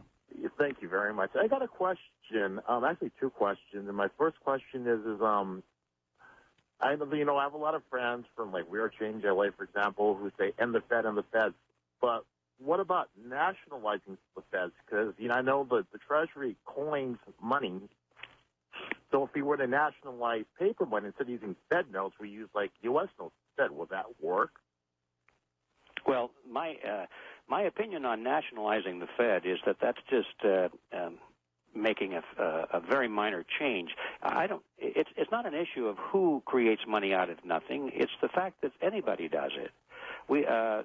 In other words, the idea behind nationalizing it is that if we just get those big bad bankers out of the picture and turn the system, the corrupt system, over to those nice, wise, and trustworthy politicians, then everything will be fine. And I don't think that's very realistic. The politicians will always be in the pockets of the banks. Even if the bank was nationalized, the people running the national bank would be in the pockets of the bankers. There's no question about that. And besides that, it's unconstitutional for the federal government to create money out of nothing also. So everything argues against nationalizing the banks. Which leads me to this question then. So what is the difference between, like, say, a bank, like, all the banks we have out there, and credit unions? Because, I'm in a credit union, and all the dividends comes to me. I mean, it isn't much, but still dividend checks. And we have the power to tell the credit unions when to open, when to close, what days to be open. We have the power. Voting power, that is. Yep. What do you think, Ed? Well, I like the credit unions a lot better than the banks, but my understanding is that the credit unions are always coupled with the bank for its source of money. Now, I might be wrong on that, but whether it's a bank or it's a credit union, I just believe that they should be free of government control. That doesn't mean they should be free to defraud their depositors. They should be regulated like any other business, which means that they should be required to keep their contracts. If I'm going to open up a business and sell, sell insurance, and I write a policy and I agree to pay somebody if their house burns down, I think the laws ought to require me to keep my contract. But that's the only extent that the government should be involved, is to make sure that people honor their contracts. So a bank or a savings and loan or a credit union, I think, should be entirely free to run business as any other business, provided only that they keep their agreements with their depositors. West of the Rockies, John in Foster, Oregon. It's your turn. John, go ahead. Oh, George, you beautiful man. Hello there. And Mr. Griffin. Okay, I think I've got a solution, all right? It doesn't involve a lot of complicated stuff. It involves a very simple thing called the lottery, and it involves people. Now, we have to have people, Mr. Griffith. We can't do it without the population having some idea of what it is to have an impact on what legislation is and what it does to their lives every day. We know that we're dealing with a whole bunch of uneducated people, right? Yes, and some very well-educated people, which generally those are the worst problem. Yeah, I know. Well, I was educated by Grandpa laying up against the hot radiator until 2:30, 3 o'clock in the morning. So, and I'm a Vietnam vet, and I'm 100% disabled without a lot of time to think. Okay, so here it is. Most of anything you try to get the people behind, you always got some objection. So you have to have something that's as simple as a cartoon, or they're not going to understand it. Will you agree with that? Well, I think that to get most people to understand something, it has to be simple, yes. Okay. But let me just add that it's not always necessary to get most people to understand something in order to bring about profound change. Well, can you agree that you have to get most of the people, enough people to get a profound change, that they have to reach a comfort zone, and that most of the people in our country don't have a prayer of reaching that comfort zone because their spirit is they're so full of apathy? Well, I agree with that, and I think I generally agree with where you're going with this. Okay. But I just want to say that the great motions of history are always led by a very small group of people, usually less than 3%, and the rest just follow along. Right. And I think if we're looking at any realistic plan for a change in the future, we have to focus on that 3% or that 2%, the real leadership portion of society, and not get too hung up about getting the rest of the masses to comprehend, to understand, and so forth. It's a leadership issue. Yes, that's right. I understand. And a leadership issue, in order to get a movement going, it has to be the old proverbial snowball going down the hill. Yes, yes. It's not something that can be stopped. Right. Now, what we've got with the lottery in all the states, and I know the lottery brings up a nasty connotation in most people's minds, but in essence what we have is a lottery that was voted on in every state by the people in that state. In Oregon, where I'm at, it happened to be voted on in 1985, supposedly to relieve property taxes and provide funding for the schools. Okay, now, what it ends up being is a volunteer tax system where a whole lot of people put in a little bit of money on a gamble that maybe they will get a large sum of money, as opposed to a very good chance of winning a meaningful sum of money in their lives. Okay, what it ends up being is like a voluntary tax. One person wins, a whole big bunch. The Fed and the state come in. They get 2/3 or more, and then everybody else that tried, they get nothing. Now, if instead of one big prize, contrary to the blather that they put out where, they only start paying off until when the lottery gets big do people start playing, no. I did a lot of basically innocent research, and more people would play if instead of one big lottery, you have got winning 6-digit number for every 100,000 as opposed to a winning 6-digit number for 100 million going to one person. You see where I'm going with this? I'm talking about lifting people's spirits. I'm talking about everybody knowing somebody else that got something, the money being spent locally.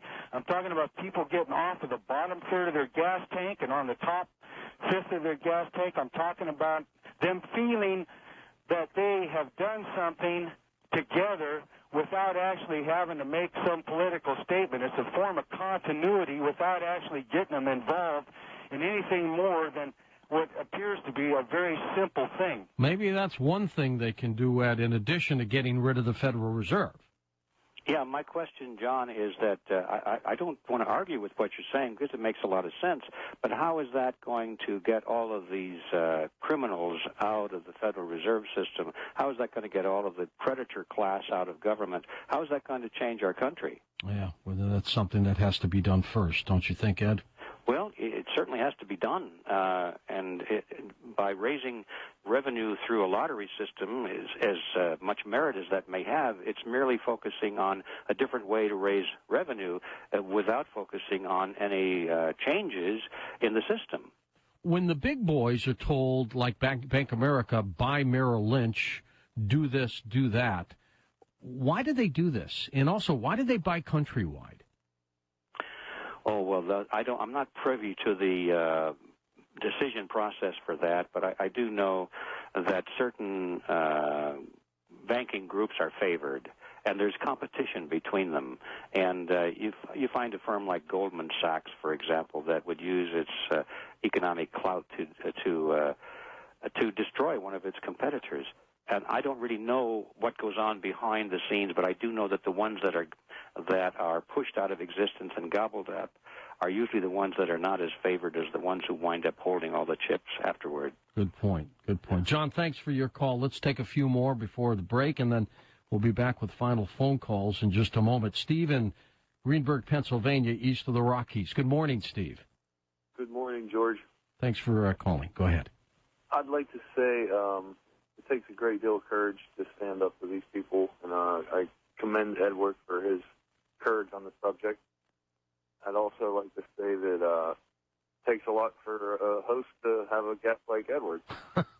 And, I think one of the things that people overlook is that we're letting a very few group of people decide for a whole species what our inevitable future will become. And if we don't understand that we have all the control, all we have to do is stop playing their war game. They won't be able to make all the financial gain from country to country and shift all their bank money around if we just lay down our guns and stop killing each other. We're looking at 6.7 billion people against a couple thousand. I mean, we could jail them in a peaceful manner and not even have to deal with this situation anymore. But people are so afraid and so ignorant that they're in fear, and then they react with hostility, and they play right into the cards of the bankers. I'm just going to hang up and listen. Okay. Yes, Steve, I certainly agree with that appraisal. One of the problems we have is that people are led by their political leaders and their media leaders, and they are more or less led as to what to think, what to fear, what to be uncertain about. And the bottom line is that something I mentioned a moment ago is that the masses always follow the leaders. So our task, before we can bring about any real substantive change, is to become leaders, to replace the leaders that we now have. And then the masses will follow. Then they won't be fearful. Then they'll know clearly what they have to do. But until the leaders themselves are clear, then the great majority of the people will be totally confused, and they'll be motionless. They'll be frozen like a dead spider in a web. They just will be motionless. They don't know what to do. Okay, next up we go to Nashville, Tennessee, but we will do that at the top of the hour. Ed, again, so many people calling for you, and check your website during the break. I bet you'll find that you're getting more hits than you can imagine. Okay, I'm not sure I know how to do that. I'll have to learn. Got to get you into the computer world, but you're getting there. Yes, I hope. All right, stay with us. G. Edward Griffin, our guest, his special book, The Creature from Jekyll Island. If you need to email me, that's George at coasttocoastam.com. I read them all, answer as many as I can, except spam. The official website of Coast to Coast AM is www.coasttocoastam.com. Log on now.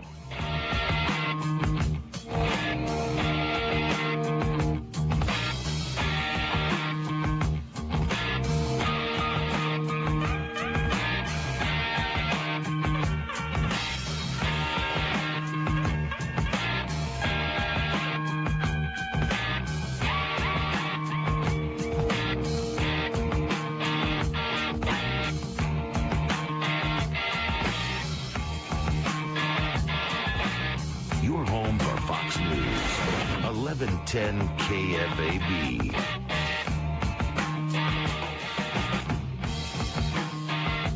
We're out to be number one in the USA. That's the reason people say Rusty Export. Hey, you can do better than that. Cash for clunkers is almost over, but at Rusty Egg Ford, we've still got money for you. And believe it or not, at Rusty Egg Ford, you can use that money not only on cars, but yes, on trucks. Oh yeah, I said trucks. Our best selection, our lowest prices too. That's the the reason people choose Rusty X40. Yeah, you can't do better than Yes, that. Rusty Egg Ford trucks qualify, and they start at only $10,900. That's over half off. And the Motor Trend Truck of the Year XLT F-150 Crew Cab 4x4s loaded that were $38,000. Well, now they're only $20,900. Rusty X40. Yeah, you can't do better than that. Call the law! Absolutely incredible. If you don't come see me today, I can't save you any money. Prices after all discounts, rebates, and government rebates must finance with FMCC on approval credit. Get a free Live United t-shirt and help us make a little history when we form a human chain across the Bob Carey Pedestrian Bridge on Thursday morning, September 3rd at 7:30. It's a show of support for local health and human services and for all who volunteer to keep our community strong. Plus, we'll be collecting personal hygiene items for local shelters. So bring your donated items. At the station. To talk with George Noory, call the Wildcard line at 818-501-4109. The first-time caller line is 818-501-4721. To talk to George toll-free from east of the Rockies, call 1-800-825-5033. From west of the Rockies toll-free, call 1-800-618-8255. International callers may reach George Noory by calling their in-country Sprint access number, pressing option 5, and dialing toll-free 1-800-893-0903. From the City of Angels, this is Coast to Coast AM with George Noory. Well, next hour, from the greatest storyteller ever born, Lionel Fenthorpe, as we go live to the United Kingdom. But when we come back, we'll take your final phone calls with Ed Griffin, the creature from Jekyll Island.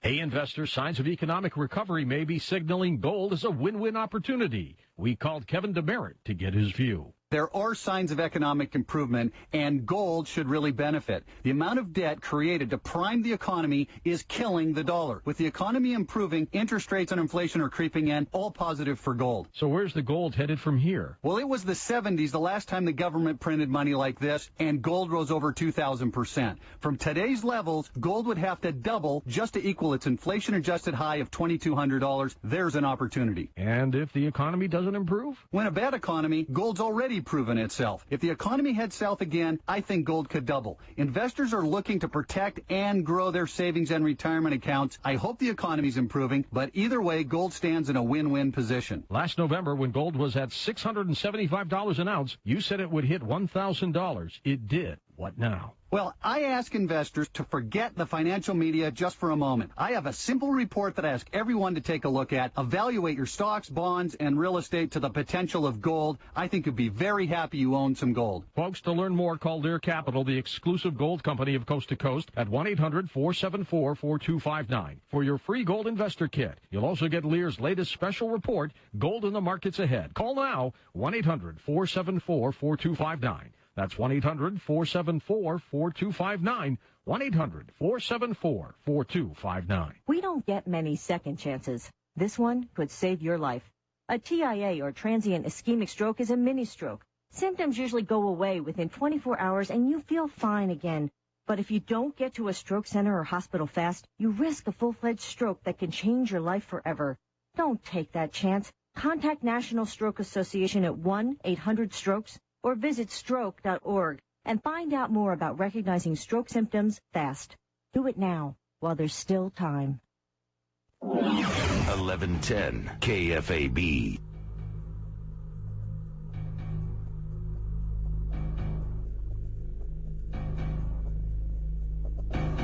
And welcome back to Coast.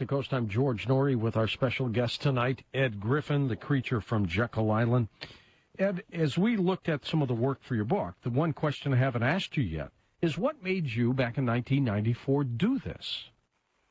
Well, the complete answer is longer and more boring than anybody wants to hear. But Give us the short, exciting version.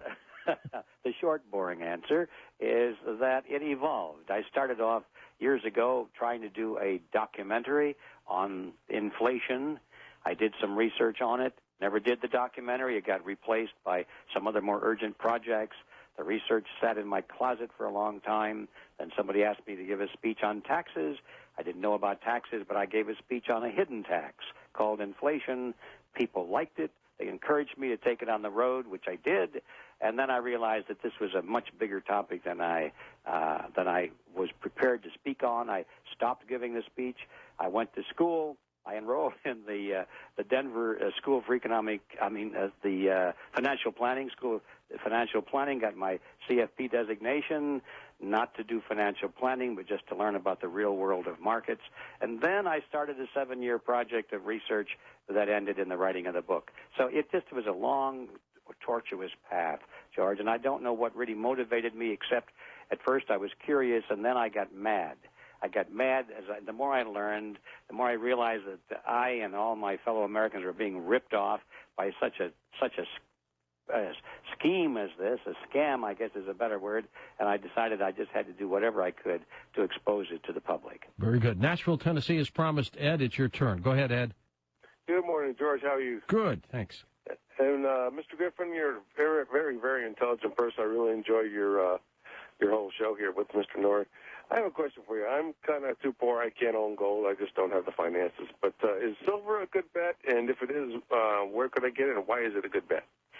Well, I think that silver is an excellent bet, and you must understand this is not my area of expertise. I don't give advice on investments, but I must say that anything in the way of silver or gold probably should be looked at not as an investment so much as insurance, because when the prices of gold or silver start really going up, that really means that the value of the dollar is going down. And even though you can gain in the short run by being there when this psychological wave hits and people suddenly wake up some morning and say, oh my gosh, the dollar is tanking, I better go out and buy some gold or silver, and then there's a psychological wave that hits the market. If you're already in gold and silver at that point, you can make substantial profits, but then it'll even out later on and you come back down to reality. I love gold and silver, but I do it not as an investment, but as insurance, just to preserve the purchasing power of my savings. I think that silver right now is undervalued by comparison to gold. I think there's more potential for a rise in price in silver than there is in gold, and so I think it's an excellent place to put your money. Thank you, George. One quick question, sure, if you're still there. Yep. Off the subject, whatever happened with that gentleman down in with the cataracts and that? I guess you all. I was going to have an update on him Friday, but I've got to tell you, Warren Buffett is interested in possibly helping him. Really? That's great. We'll have an update on Friday. I heard that guy, and you came in. I mean, that was the best thing I've ever heard on radio. You are definitely a hero for this guy, and for everybody listening here. You got a lot of good things. You're trying to help us out, and we need more like you. We're going to get it done, one way or another. Next up, let's go to Philadelphia, Pennsylvania. Steve, it's your turn on Coast to Coast. Stephen, go ahead. Good morning. Excellent show. Sure. If the Fed controls the senators and the representatives, and they pay for their campaigns and whatnot, then isn't it an argument that Ron Paul could be in on this? Like he's there to get us interested in auditing the Fed, and then once it's opened, he's going to rule the party line, the company line, let's say. Yeah, he would be one of the least people that I would think would be in on something. Yeah, Steve, I think your point is well taken. It's an argument that could be made, but I think it's a very weak one because Ron Paul's political career is, there's no guesswork about it. He's established that he has gone against the Federal Reserve from the day he went into Congress. He's been exposing it, resisting it, calling for its abolition. He's not pulling his punches, and it would be almost inconceivable that a person like that could be controlled opposition, in my view. Also, where does the so-called Illuminati fit in all this? Are they indeed the Federal Reserve amongst other world-controlling banks, and are they the world's biggest mafia, for lack of a better term?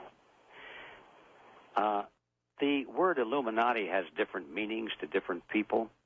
For many people, it applies to the classical conspiracy that was established in 1776 by Adam Weishaupt, and which was exposed in Bavaria a few years later, and everyone believes that it went underground, or a lot of people believe it went underground, or at least that it went out of existence. Whether or not that organization continues with a continuity into today, I don't know. I'm going to guess that it probably doesn't. But I do know that other organizations have sprung up which have adopted exactly the same strategies and the same structures. One of them was created by Cecil Rhodes. And this is not my topic tonight, but anybody that wants to research that would find the details in Professor Carol Quigley's book called Tragedy and Hope, in which he describes how Cecil Rhodes used his vast fortune to create a secret society, which was modeled very closely after the structure of the Illuminati. Now, whether or not Cecil Rhodes himself was a member of the Illuminati or whether he was starting something, again, that's up to debate. However, I know that even today there's another definition of the word Illuminati, and some people use it to describe anyone who is on the inner circle, anyone who is part of this New World Order crowd, and who is working to bring it about. They say anybody that's making decisions in that group, they call them the Illuminati. So it depends a little bit on what you mean by the use of that word. I don't like the word because it conjures up too many non-definable issues. I think that the better word is that these people are elitists and globalists, and they do work together. And whether or not they have a continuity to the historical Illuminati or not, I just don't know. Okay, let's go to the phones. Again, Vancouver, Washington, first-time caller. Brian, it's your turn. Oh, thank you, George and Ed. Thank you for taking my call. Mm-hmm. Very intriguing and informative conversation tonight. My question is, and you guys have touched on the New World Order and the pandemic of the swine flu and everything that's going about, and I'm just wondering what you guys think. I mean, is this all part of what's going on with what I've been kind of learning about all these seemingly operational prison camps that they have sprouting up all over our country that have nobody in them yet, but they seem ready to take us all there? I mean, are they going to use these as our concentrations or quarantine camps for the epidemic? And I also, well, I guess that's it, and I'll just take listen off the air. Okay. Thank you. Well, I guess it's time for me to express my opinion on that. And like I said a moment ago, a lot of these issues are not my area of expertise. I'm really ready to talk at a drop of a hat about the Federal Reserve System and the monetary system. But when it comes to issues like the swine flu and the FEMA camps and all of those sort of things, I guess my opinion is of no more value than anybody else's. But nevertheless, since you've asked, I'll give you my opinion, and that is that I think it's all tied together. I think that the elites know that there's going to be a backlash. They've anticipated this years ago, and they have laid very careful plans how to deal with it. And that involves the FEMA camps and the concentration camps, and one of the things they also are, I'm quite sure, interested in doing is unleashing a pandemic. If they could, they would like to see it because it could be used as an excuse for martial law, and it would be an excuse for putting people into these camps if they resisted taking the vaccinations. I personally believe that anybody in their right mind should resist to the death to take those vaccinations, because I think they're not going to be very healthy, and that would be the understatement of the year. So I think it's all tied together. They're all bad things that are happening, and I just don't know why and how they're tied together and who's calling the shots. I don't know any more than anybody else on that. Okay, let's go to Patrick in Rexburg, Idaho. You're up on the wild card line, Patrick. Go ahead. Hey, interesting show tonight. Appreciate your guests. Appreciate you. Earlier caller brought up the little thing about the lottery, and you spoke on how approximately only 3% of the populace in any given country or social structure will lead forth to make changes and to overcome the oppression that's there. Is that correct? Yes, I believe that is is a historical fact, yes. Right. Yeah, I figure about 3 to 5%.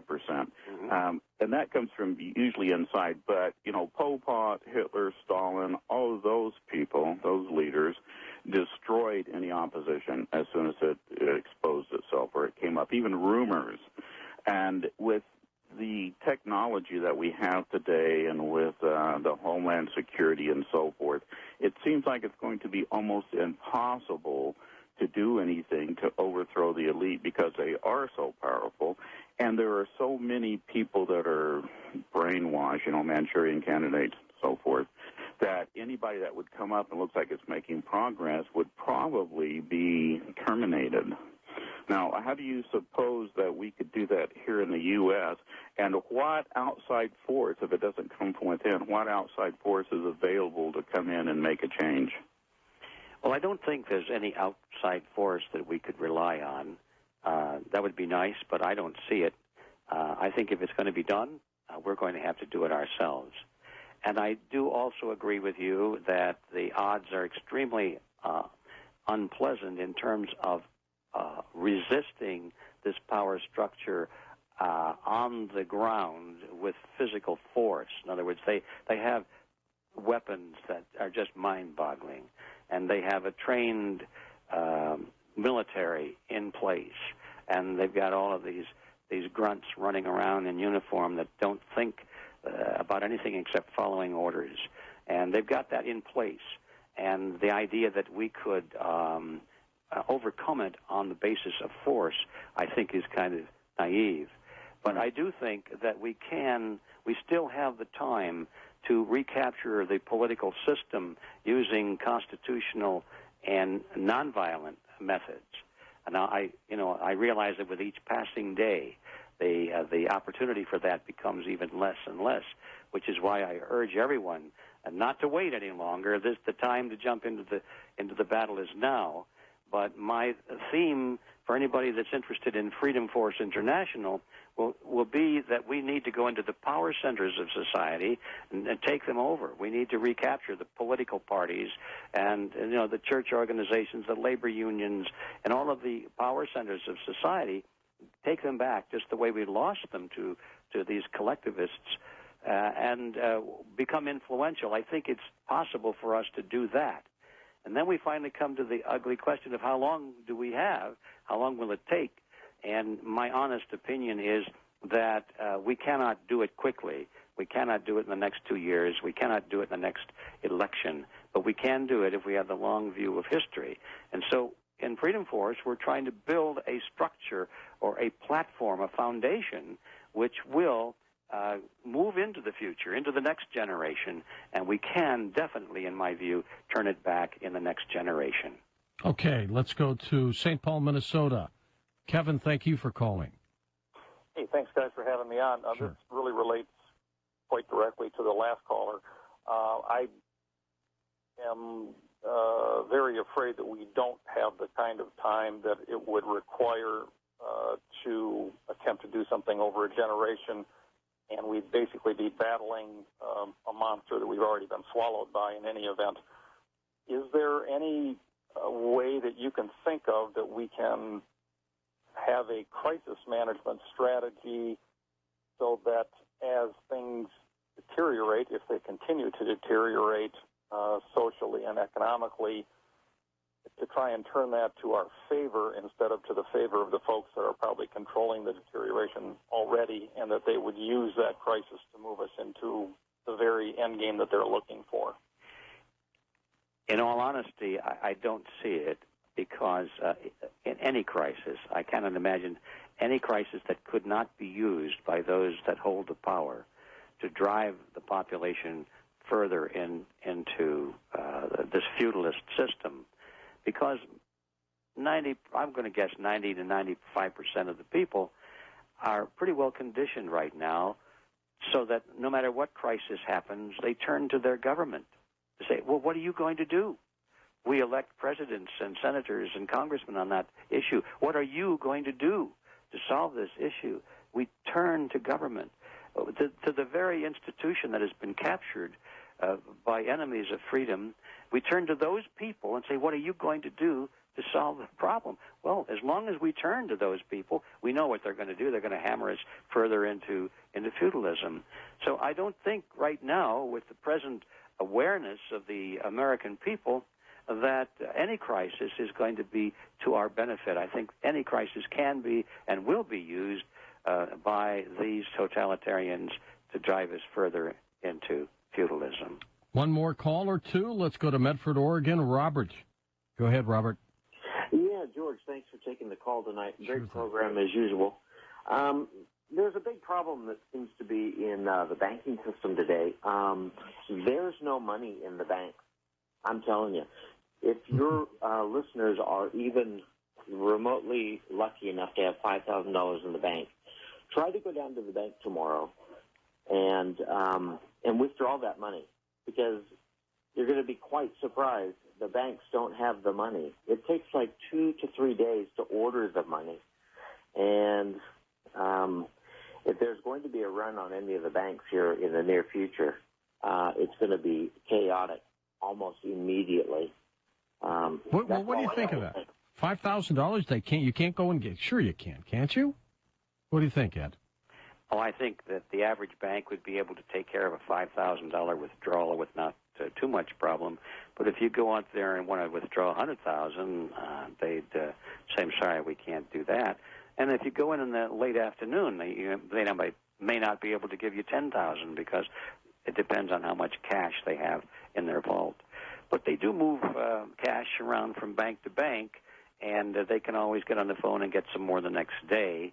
And but nevertheless, I agree pretty much with what your caller is saying, is that if a great number of people went to the bank at once and wanted their money, then under those conditions, you might not even get $5,000 out.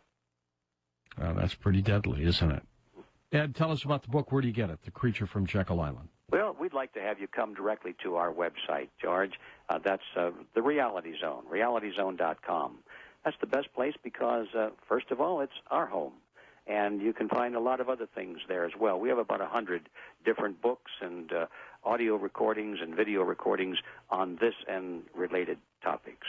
And then for those who want to become active and try and turn this system around and who have the long view of history, then we'd like to invite people to come to our other website, which is freedomforceinternational.org, and be prepared to spend a lot of time there, and I think you'll like what you find. All right, very good. Thank you so much, G. Edward Griffin, the Creature from Jekyll Island.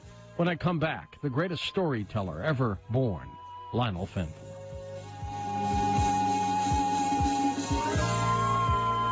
Find out more about tonight's guest. Log on to coasttocoastam.com.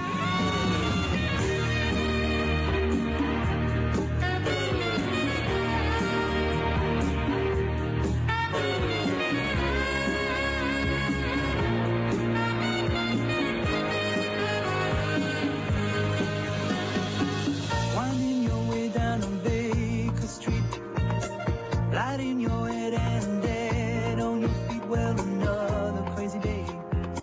Have you ever seen or heard those commercials offering an easy way out of debt? It could be for a debt settlement company. And before you pick up the phone, there are some things you need to find out up front. For instance, are they asking for huge upfront fees before any money goes to reducing your debt? When will they begin paying your creditors? Are they telling you to stop paying your credit card bills and collecting the money instead? That violates your credit agreement and could do severe damage to your credit rating. Fortunately, there is a difference. The member agencies of the National Foundation for Credit Counseling are nonprofit, community-based organizations that can help you sort out your options and get you out of debt. Our certified counselors work with you to find the right solution. If you're overwhelmed, legitimate credit counseling can make a big difference. Call the NFCC today at 800-388-2227 or visit debtadvice.org to find a nonprofit credit counseling agency near you. That's debtadvice.org. This has been a public service message from the NFCC. Caitlin is a real student with big dreams. I knew I needed help paying for college. My parents divorced when I was 3, and there's no way they could pay for it all. Ever since I was a little girl, I wanted to be a teacher. I used to put together worksheets, and I made my friends do them when they came over. After a while, nobody wanted to come over anymore. My guidance counselor was the one who told me about federal student aid, and my mom was a big help in filling out the free application. It was a challenge, but so worth it when I got the grants and loans that made school possible. What would I tell other kids? I would tell them not to. Noory. Indeed, indeed. And in a minute, the greatest storyteller ever born, Lionel Fanthorpe, joins us as we go live to the United Kingdom on Coast to Coast AM. But first, a good and small portable radio can be difficult to find. But C. Crane, they've got the SW Pocket. It's a great radio to have wherever you may go. C. Crane's new SW Pocket has it all. AM and FM radio and shortwave. And it gets reception better than any radio in its class. Has 200 memories that are enough to save all your favorite stations. Great audio for its size. Takes 2 AA batteries that last up to 70 hours. And you can buy an optional AC adapter if you need it. But you know what? With the batteries, that's all you really need. Small enough to tuck in your briefcase or your purse. You can order your SW Pocket right now and get great reception no matter where you take it. You can order the SW Pocket for only $49.95. And you can also call C. Crane and say, hey, send me a free catalog. They will. Call them in the morning, please, at 800-522-8863. That's 1-800-522-8863, or you can go online at ccradio.com.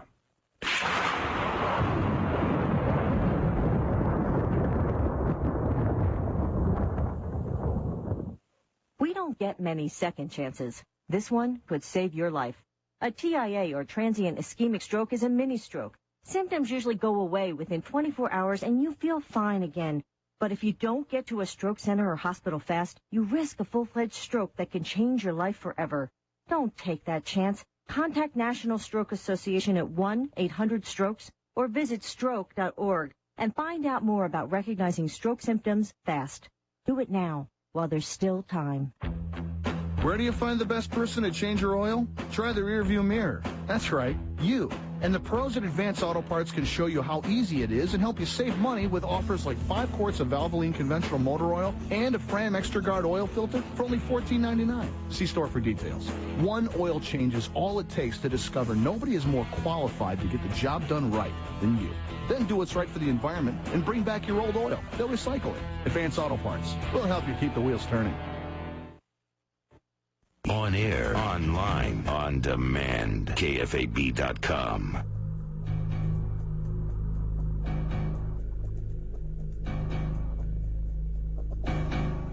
Lionel Fanthorpe, born in England, and has worked as a journalist, teacher, currently director of media studies at Cardiff Academy out there, fully ordained Anglican priest. And here he is back on Coast to Coast AM. Hello, sir. How are ya? Absolutely fine, George, and lovely to be with you. Always a pleasure. Always indeed. How's family? Family are all fine, and yeah, we couldn't ask for more. Except maybe a little break in the weather, because Wales is notoriously wet, and it's been pouring with rain. Well, it's good to have you back with us, Lionel, for 1 hour of some of the greatest stories that were ever told. Only you can do that. I'll do my best. And we're working away here for you in the States. Got a couple more little plans for you that you don't even know about. So. Oh, that sounds wonderful. I did enjoy coming over to see you and Tom and doing that work together. I thought it was great. That was fun. We had a great time. Sci-Fi loved it. We're going to do some more work, but maybe not with that network, but there's another one right around the corner. Hey, you got me really excited now. Let's talk about some things. What's new in the world of ghosts out there? Well, one of the things that I'm frequently asked about and would like to share with you and our listeners is what we might call the 2 different types of ghost. And when you look through the archives and when you've investigated all the things that you've looked at and I've looked at, they seem to fall into 2 types. And if I give you an example of each one, there's the things we call the purposeful ghosts, who just seem to be entities that have got everything we've got here except our physical bodies. And one example of this purposeful ghost, the guy who has come back for a reason, to give a message or to do something that wasn't perhaps fulfilled in life, is the ghost of the monk in the cathedral. And he was seen by no end of the cathedral officers, as well as by various worshippers who'd come there. And he seemed to be searching the floor in one of the little rooms called the muniment room. That was a place in which money would have been counted for the cathedral funds. He was like an assistant treasurer or an assistant church accountant. And one day they had this room restored, and when the repairs were being carried out on the floor, two of the floor tiles, which were big, substantial, medieval slab tiles, were moved. There was a little silver groat, a little 4-pence piece going back several hundred years. And after that was sold to a coin collector at an auction, and the proceeds, which were considerable, were put into the cathedral funds, the little monk never appeared again. And the general feeling was that he had inadvertently lost it, and being a scrupulously honest man, he'd wanted to get it back. He'd realized it had gone down in between these two tiles. He just didn't seem able to get it out. And after death, it had still been, as it were, on his mind, in his heart and his conscience, that he had accidentally robbed the cathedral of money it urgently needed. And when that little coin was found, hundreds of years after it had been lost, and the funds went into the cathedral good works, then he never appeared again. He'd come back and he'd done his job. So I regard him as one of the purposeful ghosts, a ghost with an intention. Now, the second category were the ones that we might call recorded, or ghosts who are not aware and who don't have a purpose. They seem to have been, if we think of an emotional event and we think of emotional energy, that energy can be absorbed into the fabric. It can be pulled into the stonework. When we think about someone maybe recording our program now in any of the modern technological ways, then we think, okay, this is done with either an electromagnetic or a crystalline structure, whether it's a DVD or a CD or whatever method they're using. There are accidental versions of this in nature, or maybe perhaps accidental is not the best word. Maybe the best word is a natural recording as opposed to the technological ones that we do. And there's a room in York, and it's in the bottom of the treasurer's house, very deep down, and a young plumber, a guy was repairing some water pipes in there, was waiting while his boss went out to get the lunch for both of them. So he was on his own in this cellar. And he saw a procession of very tired, bedraggled, exhausted Roman soldiers making their way through the cellar. Now, where he had dug that hole, he could see their sandaled feet all the way up. But on the rest of the floor, he was seeing them from the knees up, and the feet weren't there. It's as if the road that they originally walked, or the level on which they had originally marched, was now 18 inches or so below the level of the present cellar. But just where the hole was, it coincided with that original road surface, and he could see the sandaled feet. And it looked as if it was a Roman legion that had a pretty bad time fighting the Celts and the Picts up north, and had come back very much the worse for wear, and that but they were no more aware of him than if you and I were watching a film or a television program. That's weird. Yeah, that's the second category, and when you go through it, as you say, George, it is weird, and the ghost with a purpose, like the little monk in the cathedral who was trying to put right the financial loss, he really wanted to do something. He was very self-conscious and aware and motivated. Whereas these guys were just like a film. I don't think there was anything there. I think the young plumber, was just seeing what's the equivalent of a film or a television program. Almost like a hologram. Like a hologram, very much so, yes. And when we think of the ancient stones from which these buildings were built, and we're only on the edge, I think, of investigating what can be accomplished with crystals. I'm sure you've had very interesting men and women on the show who were experts in crystallography, and there are some holistic healers who will use crystals to very good effect for their patients. And I think the power of the crystal to record, and then maybe this young man was sitting there thinking, hey, I'm all alone in a very old building and it's dark apart from my hand lantern. I wonder if this place is haunted. And maybe that mental attitude that he had somehow switched on the recording, the hologram, at least for him. Can you imagine what it would be like to be down in a cellar? It's damp and cold anyway. Yeah. And you see these figurines of Roman centurions marching by. Probably, as you say, they're there, but they're not there. And they don't notice you. It's just weird. It's really weird. It's so strange. The idea of, it brings us up against the whole idea of what human perception is. And there's one of the other things that goes with that, I think, when we're thinking about perception, is the way that some people seem able to see the Loch Ness Monster, or they see the monster called a Morgauer off the coast of Cornwall here in the UK, or somebody will see the so-called Owl Man sitting up a tree in Morning Woods. Tell me about the Owl Man. Well, he's one of the phenomena that comes from Morning Woods is just back from the coast down in the southwest of England. And it's a very old piece of forest land that's been pretty well undisturbed, I would say, for centuries. So it has that ancient natural touch about it. And it's not like a modern plantation. That was a forest that was natural in the days when wolves and bears were running wild down there. And a number of children had gone into the wood, and they, just for a bit of fun, have a picnic or whatever, or play around in the trees. And they came back and were absolutely frightened out of their wits. And they said, there's a thing like a gigantic owl. He's 5 or 6 feet long. He's as big as a human being. And he's up that tree. And on other occasions, the name, the Owl Man, stuck.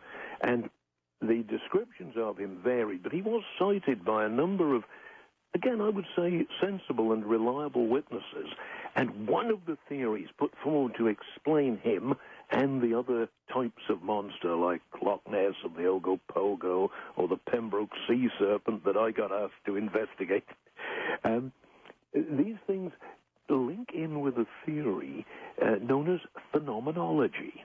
And if you and I take, for example, a complete imaginary experience, the sort of thing we read as children, where the kids are sitting in a little boat made of chocolate, and they're rowing with lollipop oars down a river made of blancmange, lovely pink strawberry blancmange.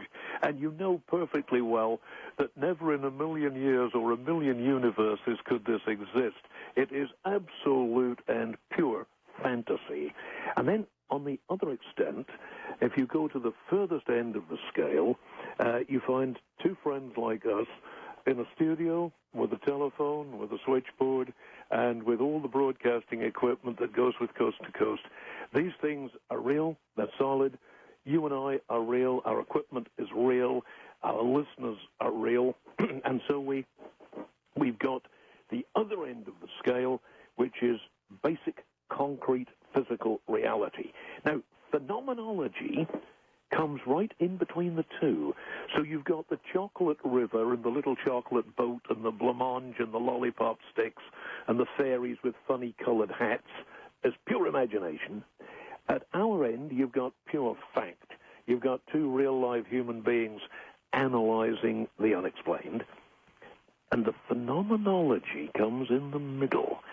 And the suggestion by those who hold the theory, and it is worth considering, is that there are some things as you pass along the spectrum which are neither real nor unreal.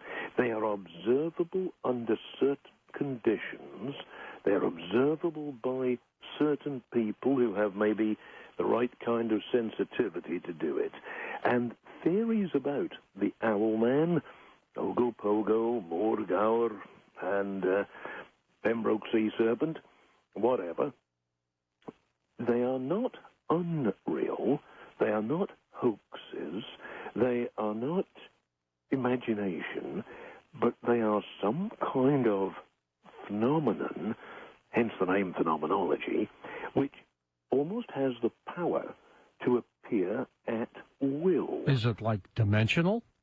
I think so. You see, I think that whole idea of dimensionality comes very strongly into this, George. I think that we've got to say to ourselves, well, if we know that human vision, we'll get some young man or woman with very keen sight, so as a teenager whose vision is absolutely perfect, and who can see further than his mom or dad, because their eyes are now middle-aged. He can see things that are out of range for them by a few meters. And at the other end of that scale, you have the patient who has the optical problems, goes to a good optician, gets some good strong glasses, and can have his vision largely restored. And between the very bright-eyed teenager and the friend who's got the visual defect, you've got all types of seeing ability. Now, if we look at the dimensions, our perception of the dimensions, that may be something like sight and hearing in the physical world. There are people with very sharp hearing who can hear higher notes than we. Well, a dog, for example, can respond to a silent whistle, which I can't hear. Now, if we then think about the awareness of the dimensions as varying like the physical sight and hearing, then what we've got, perhaps, is that the man who sees the Owl Man, and it was children who seem to be more perceptive maybe than we are as adults, if somebody has extra dimensional perception, then just a little bit further than ours, nothing really strange or weird, nothing that's taking them into a completely unknown universe like Alice's Wonderland, but this man and woman can see just the edges, just the footprints on the edge of another world. And maybe that's why the kids could see the Owl Man of Mournin Woods, and if I went there hearing their cries for help, you and I go in there to rescue the kids, we'd see nothing. But they say, but he was there. Look, George, look, Lionel, it was up that tree. And I said, well, I'm sorry, kids, I can't see him now. He's gone. And I think that your idea of something from another dimension, which is just visible to those who can see further than others around the dimensional corner, that could go a long way to augmenting the theory. It sounds like our Mothman stories. And you know we lost John Keel a few weeks ago, Lionel. Yeah, I'm so sorry. So sorry. But it could be Mothman stories. Sounds the same. Yes. Yes, it could. You see, the Owlman and the Mothman, they seem to be very similar ideas. Now, if we pursue this great theory of yours about it being something to do with observation on the edge of another dimension, if human mind seems to dislike a vacuum, if I see a moving shadow, I want to make something of it. If I see something coming around a corner, I want to know if it's the guy on a bike delivering my newspaper, or is it the mailman, or I may see him as the mailman, and somebody else may see him as the newspaper man. Somebody else may think, oh, that's the grocer's boy. And when he gets closer, so that we can see more than just the shadowy outline of the man approaching from the distance, then we say, oh, yes, and we can all agree, oh, yes, that is the mailman, or, oh, yes, that is the guy delivering the groceries, or, yeah, that's, that's the boy delivering the papers, so that we get this whole idea of two people seeing something from another dimension, which in the distance, which that strange dimension adds, it's something more than distance. It's like a kind of hyper-distance. Someone may see him as Owlman, and somebody may describe him as Mothman. But what they've both seen is a very similar outline, and unless both of them are in the same place at the same time with the correct proximity to use their dimensional viewing accurately, then you will get these slight differences. And I had a friend who's involved with the law and looking at the laws of evidence, who said that he finds it suspicious when all the witnesses agree in perfect detail about an event. He said that makes him suspect that they've got together and cooked up a story. But if one person says, well, I think the guy was wearing a brown coat, and the other one says, no, I think it was grey, and the other one says, no, I think he had jeans on and a jeans jacket. Now, there are three honest people saying what they think they remember. And, of course, as our psychologist friends tell us, what we remember is never the event itself, but we remember our first retelling of the event. That's what sticks in the mind. And so when we look at the idea of the Mothman being slightly different from the Owlman, and somebody else seeing another strange winged figure, which he might think is, it's a gigantic bat, or it's a kind of eagle man, then if we put those together, we say, yes, some honest witnesses have seen something like a bird the size of a human being, or something like a winged, like some of the descriptions, the classical descriptions of angels as figures with wings. And when we put all those together, we say, yeah, we've got honest witnesses telling us what they think they've seen. If they all said to the last feather there were 117 feathers in each wing and it stood exactly 2 meters tall, we're beginning to say, hey, hang on a minute, boys, have you got together on this? Well, stay with us. If you're outside by a campfire, get your marshmallows ready, because there's more of Lionel Fanthorpe coming up with some of the greatest stories ever told.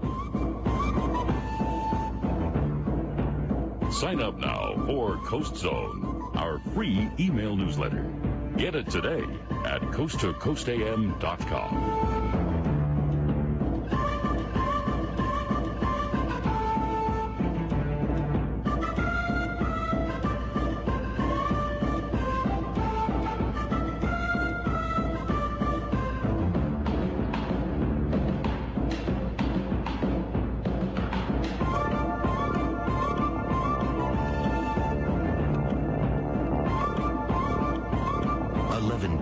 KFAB, on air, online, on demand.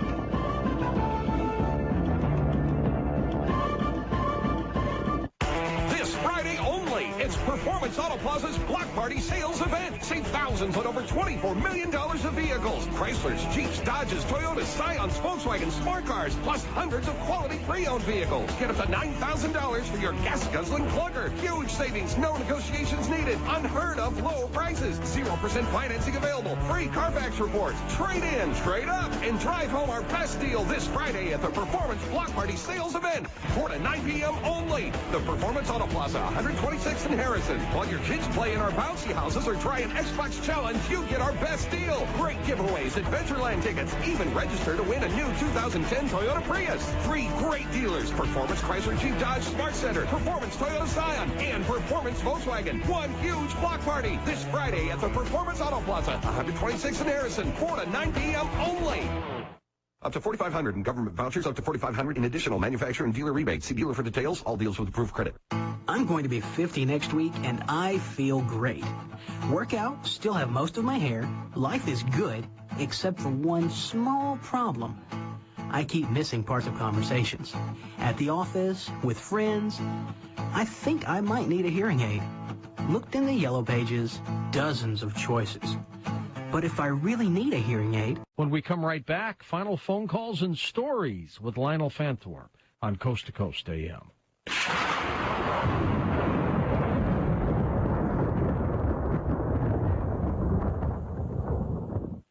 I'm sure you've heard about all the debt relief companies that are under investigation, and I'm sure it makes you leery about calling any of them, with good reason. Which is why I want to tell you about Credit Answers. We're certified debt specialists. We've lobbied for legislation to regulate the debt settlement industry. And frankly, it makes us mad that these companies have given our industry a black eye. So know that when you call Credit Answers, we'll be with you every step of the way with a customized plan to help you settle your debt and preserve your financial integrity. Because if you have more than $10,000 in credit card debt, you have the right to settle for a fraction of what you owe. We'll be here tomorrow, but call us right now at 800-900-6039, and let's get started on helping you live debt-free. Credit Answers, the answer to your credit card debt. 800-900-6039. 800-900-6039. Not available in all states. Results may vary. See contract for complete terms. In this stressful economy, smokers are smoking more and being taxed more. It's not fair. Close to 500,000 Americans die every year from smoking. You know the facts. Introducing Smoke Assassin, the electronic smoking device that's just like the real thing. And look, smoke rings of water vapor. We'll give you the Smoke Assassin, a $120 value free. We can't say you'll quit smoking, but thousands quit every day. We can't say it's a healthy smoke, but you do the math. No tobacco, no tar, no chemicals, no poisons, no smoke, no ash, no smelly clothes, and no guilt. You blow out rings of water vapor. Smoke Assassin looks real, it tastes real, and it really satisfies. Call now and get the Smoke Assassin free. Again, it's a $120 value, yours free. Do it for your family, do it for your kids, do it for your health, do it for you, and do it for free. Yes, do it for free. 800-592-5614 for you or a loved one. 800-592-5614. First 200 callers get one for free. 800-592-5614. That's 800-592-5614. 1110 KFAB.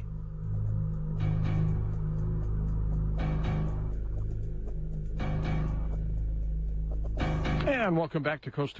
We're with Lionel Fanthorpe. Lionel, tell us about the vanishing diplomat, that story. Oh, that's a wonderful story. It's never been solved. It goes all the way back to 1809, so we're talking pretty well 200 years ago this year, aren't we?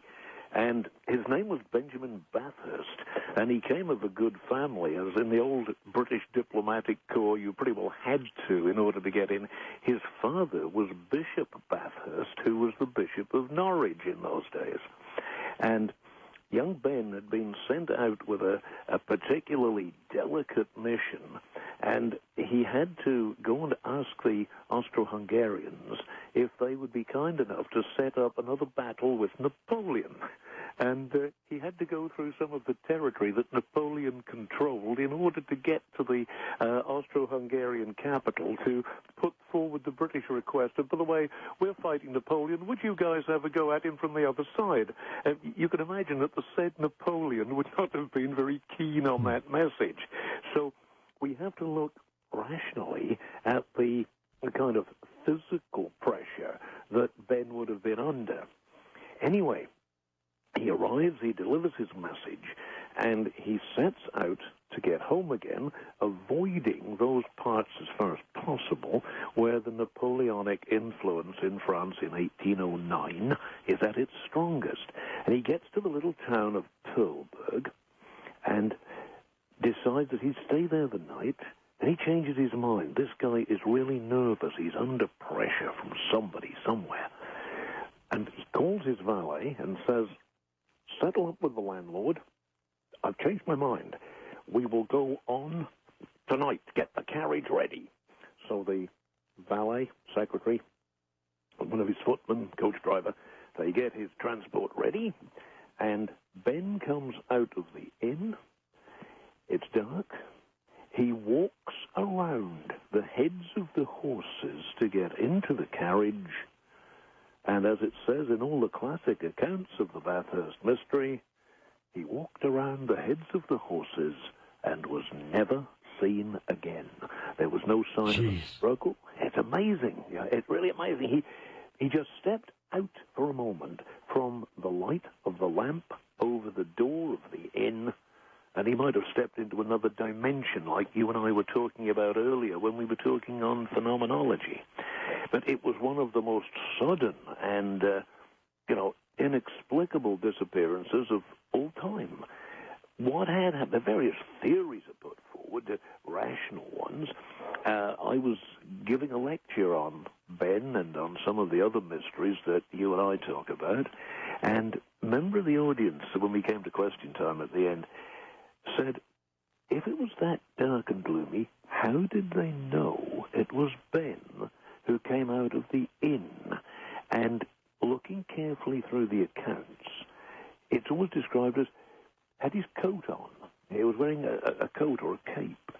Now, what if somebody had disposed of the real Ben Bathurst in the secrecy of his room in the inn, put his body in a wardrobe or got an accomplice to dispose of the body, and to continue the mystery and to make it harder for the authorities to trace him, he'd put Bathurst's coat or cape on, walked out into the light, kept his face away from the light, moved around the horses, and disappeared into the woods on the other side of the road.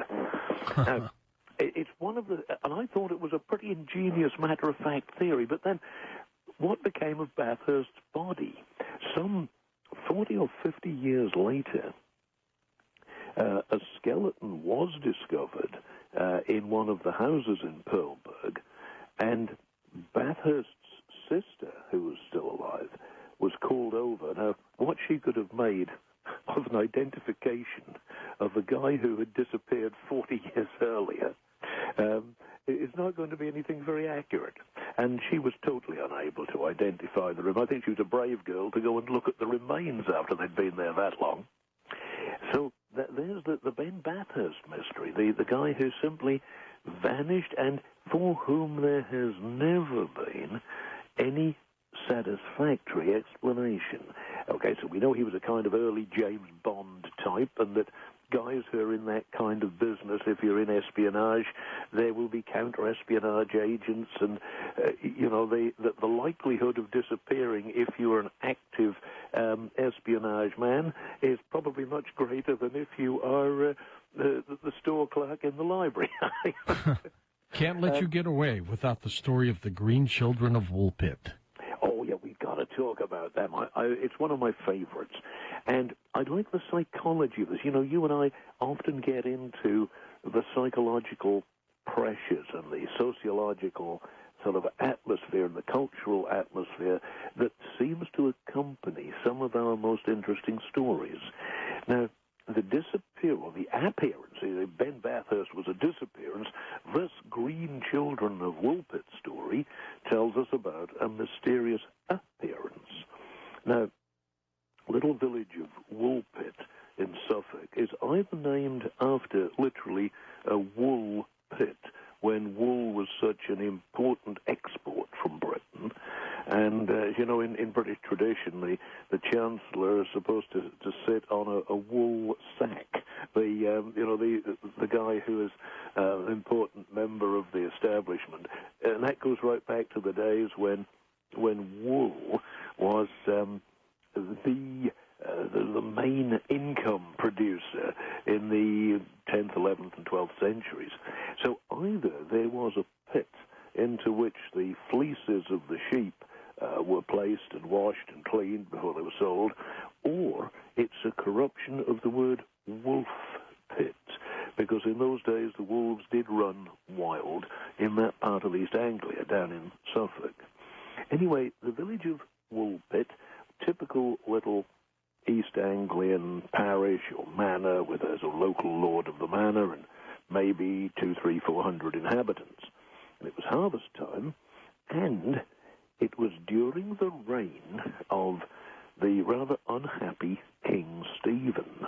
Now, King Stephen spent most of his reign in a civil war against Matilda, who had another claim for the throne, and it was 1135 when Stephen came to the throne, and during that long civil war against Matilda, the other claimant, there was a state resembling anarchy throughout most of Britain, that he didn't have the power to defeat her, she didn't have the power to defeat him, and while the two major forces were locking horns together to decide who was going to be the monarch, the local warlords, the barons and the earls and the dukes, and anybody who had a few men-at-arms, was doing anything he liked pretty well in his own corner of the country, and it was a bad time. It was what our Chinese friends would call an interesting time. You know the old Chinese proverb where the guy says to you, may you live in interesting times. And it has that deep undercurrent of interesting times are not peaceful and happy. And so anyway, it was during this period of sort of anarchy when everybody's nerves were largely on edge and there was a lot of anxiety that the harvesters in one of the big fields in the village of Woolpit suddenly saw two green children. Today, with our modern thoughts about science fiction and space travel, we'd have said, well, maybe they were aliens extraterrestrial. You never know, yeah. You don't know. And at any rate, they were described clearly by Ralph of Coggeshall, who was one of the monastic chroniclers. And to give these old boys their due, they were largely honest and careful and objective in the stories they told. And if Ralph of Coggeshall thought it was true enough, historical enough, to be worth writing down, then we can take it as a pretty clear historical fact that a boy and girl, green skin, and in some accounts, green clothing, stepped out of a ditch and started walking towards the men and women of Woolpit who were getting their harvest in. Now, it says a lot for the Woolpit villagers that their first feelings were of sympathy towards the kids, that it wasn't, oh, this is a demon, let's kill it. Right. It was, hey, look at these kids, are you all right? And then the kids couldn't communicate.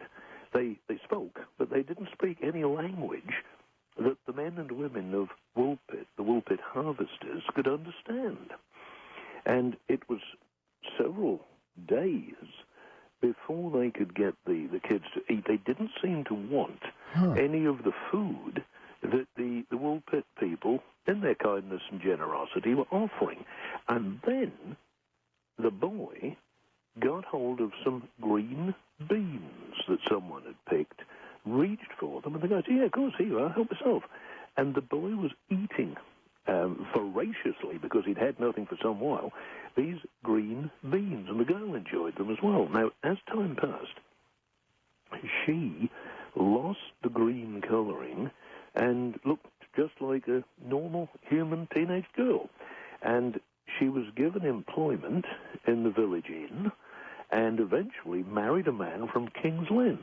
And what I love about this story is that when we check the Fanthorpe genealogy, my ancestors came from King's Lynn, so I wonder whether I've got some green genes there. The last time I saw you, you didn't look green. Well, you may have looked a little green around the gills, but you didn't look green. Huh?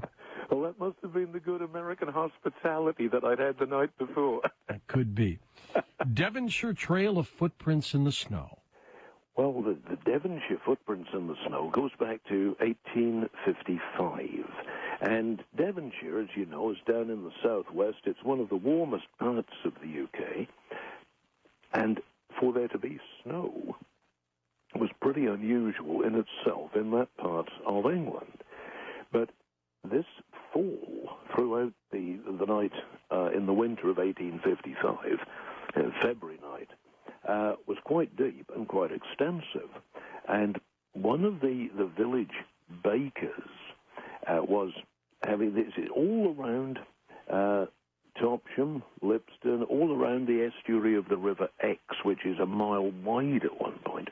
Anyhow, there's the village baker, and he notices, as he's going to attend to his ovens very early in the morning, that there's a trail of footprints going through the snow in his baker's yard. And he thought, well, wait a minute, my gates are closed. How did that, whatever it was that made the prints, get in?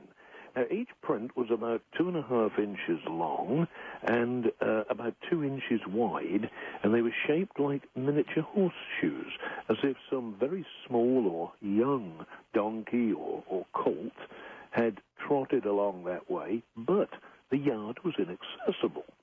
While he was considering this, the village school teacher arrives, and he has with him a little posse of curious villagers who were saying, we just followed the footprints to your gate. May we have a look? Sure, come in, said the baker. And they examined them.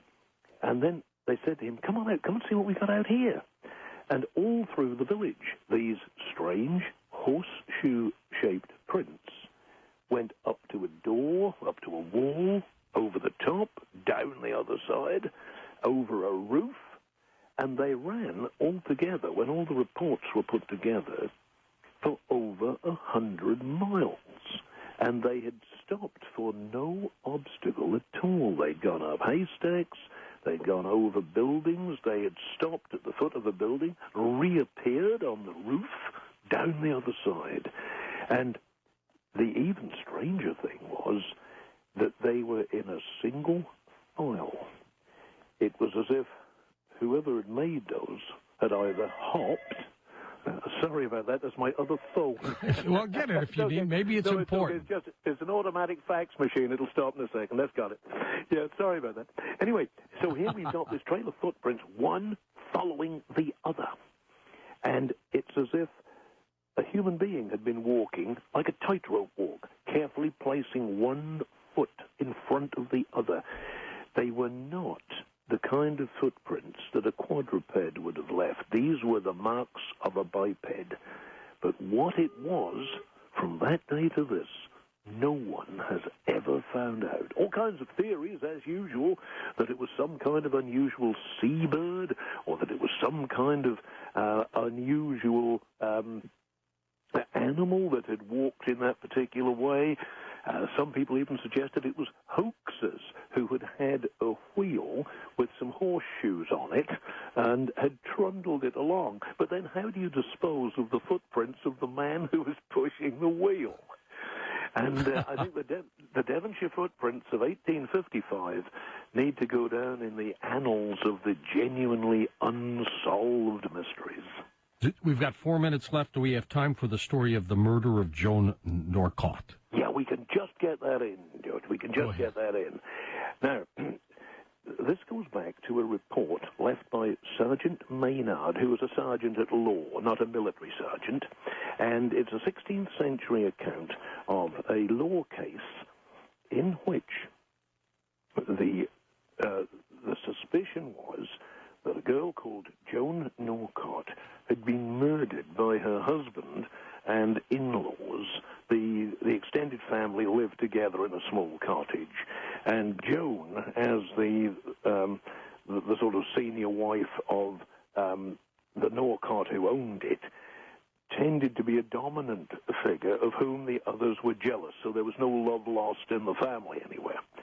And she was found with her throat cut, a knife point down in the floor, and the body was quite a long distance away from the knife which had apparently been used to commit suicide. And so the theory that it was suicide was very soon thrown away, and it was decided that a murder investigation was needed. Now, the investigation wasn't getting anywhere or going very fast when prosecution said, and remember we're back in the 17th century, that it was an adage, it was sort of a proverb, that if the murderers were confronted by the corpse of the person they'd killed, it would move again and would indicate who the murderer was. Well, several weeks had passed. Joan Norcott was exhumed, and the horrified accused in-laws were made to go past the corpse. When her husband was opposite to her, one eyelid opened, a finger was raised, and a drop of blood came from it as it pointed at him. Ooh. And the jury, of course, brought in a verdict of guilty, and he was duly executed. It's almost a little bit like Telltale Heart. It is. Very, very much. The Edgar Allan Poe, Telltale Heart, yes. Would you have liked to have met Edgar Allan Poe? I would have loved to, yeah. I think we would have got on great. You know what? He would have had you read his stories. That's a wonderful compliment, and I'd love to do it. If we ever do a show like that, you count me in. I'd love to do it. Absolutely. As a matter of fact, here we are now in a few days moving into August, Lionel. I can't believe how fast the year is going, and it's time to pull out your old story of the night before Christmas that we will play on Christmas Eve or Christmas Day. You know, it's coming up again. I'm so honored by that. I love doing that for you. We will do that indeed. You take care. Give Patricia our best, okay? I will indeed, George, and thank you so much for allowing me to be a guest. I love being on your show. You're the best, my friend. Lionel Fanthorpe, as I call him, the greatest storyteller ever born. His new book out, by the way, Secrets of the World's Undiscovered Treasures. Lionel's website is linked up at coasttocoastam.com. For Dan Galante, Tom Danheiser, Lisa Lyon, Lex Lonehood, Sean Ladouceur, Ross Mitchell, George Knapp, Ian Punnett, and Art Bell, I'm George Noory. Somewhere out there on Coast to Coast AM. We'll see you on our next edition. Until then, be safe, everyone.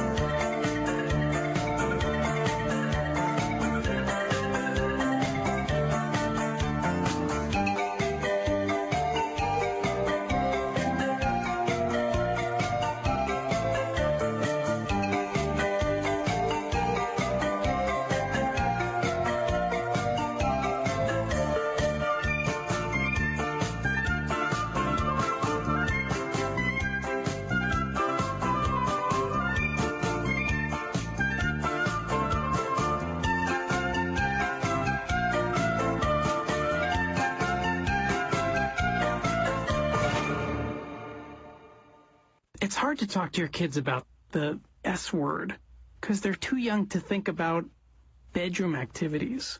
So you try to limit their exposure to adult behavior. But let's be honest, there's birds and bees stuff all over the place. On TV, 64% of programs include, the internet's even worse. 42% of kids between 10 and 17 have inadvertently seen, funny business online. It's everywhere. We know that S word makes you uncomfortable. It's embarrassing, but you've got to be the parent. You've got to talk to us about sex, because everyone else is, and they're not talking about waiting. That part's up to you. You don't have to be explicit about it. You don't have to talk about the parts. Just tell us how you feel. Tell us what to do. Tell us you want us to wait to do that stuff. For help starting the conversation, visit forparents.gov. Brought to you by the U.S. Department of Health and Human Services and this station. Hi, everybody. I'm Susie Orman with an important message from the FDIC about keeping your money safe and sound. Recently, I got a letter from a woman who told me she took all of her money out of the bank and put it in a shoebox in her closet. What was she thinking? That's not a safe thing to do. You know what I told her? Put it back in the bank now. If your money is in an FDIC member bank and you stay within coverage limits, you have no reason to worry. You can't